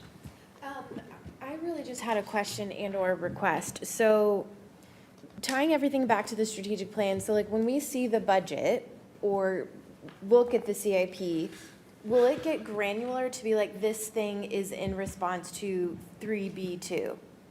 Or can it? Yes, so the budget book will look a little different this year. The budget narratives for the departments will be all standardized, and they'll, the section that was like, I think, new items or major initiatives, right? Like, if it's one of these, it'll list out this exact number, and it'll list out this exact priority, and then it will have a description. And then we are working on other plan documents, such as the CIP, which likely won't be ready for this year, but we can talk about it, you just won't see it on the paper. It'll start to incorporate it as well. And then specifically when we get the public dashboarding software, you will be able to see all the plan integrations together. And that will be, I'll have samples of that on the 17th to show you. Yeah, I think that would be helpful, and I think one of the things that came up is, communication to the community, continuing to talk to strategic plan. I know what would be helpful for me, and like everything that we talk about is seeing the 1A3, like getting super down to the community grant program update. This is in response to initiative whatever in 1B2. Like, I think that will just help to, because we're looking at a list of some things that seem very specific, some things that seem more broad, but knowing that the city is doing this in response, like affordability. It doesn't say that on here, right? Like, it's not an actual item, but knowing then that that's going to happen in economic development in response to the aging one, like literally tying things together, and like everything that we see, I think will be helpful as well. Thank you. Ms. Padova? Thank you. Okay, I'm not really sure. So I'll just start with Mr. Renner, obviously started with sustainability. I'm sure you're not surprised that I will start with Creekside District. And I love that within the light blue box, everything is Creekside District, not just Creekside. However, at the top, it's just Creekside. So to your point, Ms. Vollmer, seeing it as a district, I really beg of you that anything referencing is used as Creekside District, so that then we can start to change people's mindset. And my concern a bit deeper is that as we add things down there, that people will only see like Creekside as the new things, or now it's 20 years old, but the newish things, right? So just keeping that, I guess, expanding the focus to the entire district, and using the words to help change people's mindset around that. And so with that that box specifically, there's, 1A8 is develop streetscape design standards to be implemented throughout the district, and then in parentheses, extend along Granville Street and provide more safe pedestrian crossing. I would really like to, yes to that, but also that extend along Granville Street, parentheses, also added above that with the improved walkability and pedestrian safety in the Creekside District, expanding that along Granville Street as well, because Granville Street versus Mill Street and kind of the older areas, like Granville Street, I think most people would agree would be the least pedestrian safe, or at least feels the least safe of the pedestrian areas. And then I did have a question about the Reimagine a Creekside District-based organization to align with current needs for the district. I don't know if that is trying to create a new organization. I feel like we have a lot of different organization, like, I think think that came from the recognition of like the downtown business district. We used to have the Creekside District Alliance, and perhaps reinvigorating that was one of the goals, objectives that came from the plan, was to just, again, you're talking about creating the walkability connectivity for the residents, but what do we do for the businesses down there? So creating that connectivity for the businesses, I think was one of those priorities that had been identified. Okay. And I don't disagree with that, but I just wonder if there's ways to use existing organizations to possibly get the same goal. And I might be wrong with that, I'm not sure, but just kind of like thinking out loud that to not have a lot of different entities kind of like more or less fighting for the same resources. I know, I remember one of the priorities that were discussed were we're kind of working with our community stakeholder organizations to better align those organizations, and perhaps that ties in with what you're talking about in this as well. Yes. It's starting there, and then how do we build on that? Do we need something else, or can it be effectuated with what we currently have? Yes, absolutely. And then I personally don't know that I have enough information to really say much about the objective 2A, the enhancing internal operations, just because, I mean, we're not in the day-to-day. So I will trust that you all are, you know what to prioritize out of that. And with the objective 4C, I do agree. I believe it was Councilwoman Bowers that, and I think it has been echoed by others as well, but any opportunities we have for communications to the public, tying it to the plan. When we had our meeting a couple weeks ago now, we talked about how the issue 12, there were signs that were out saying like you're issue $12 at work. So something similar to that, so that then people see the plan and their answers on these surveys out in the public. With the sustainability, yes, absolutely agree, and definitely echo Councilwoman Bowers' point that we've kind of may have different areas where we like to focus on sustainability, but I feel like all of us have had some sort of, we've all been interested in some sort of sustainability around the city. But it does seem like the 2B6 and down, it feels like all of those, it's almost like putting the cart before the horse. Like we need to have the sustainability plan before we maybe do those. And I'm not sure. There might be some things that we're already working on within that chunk of 4 items. But I feel like some of, like having the sustainability plan before we start like doing these offshoots of different sustainability things might be helpful.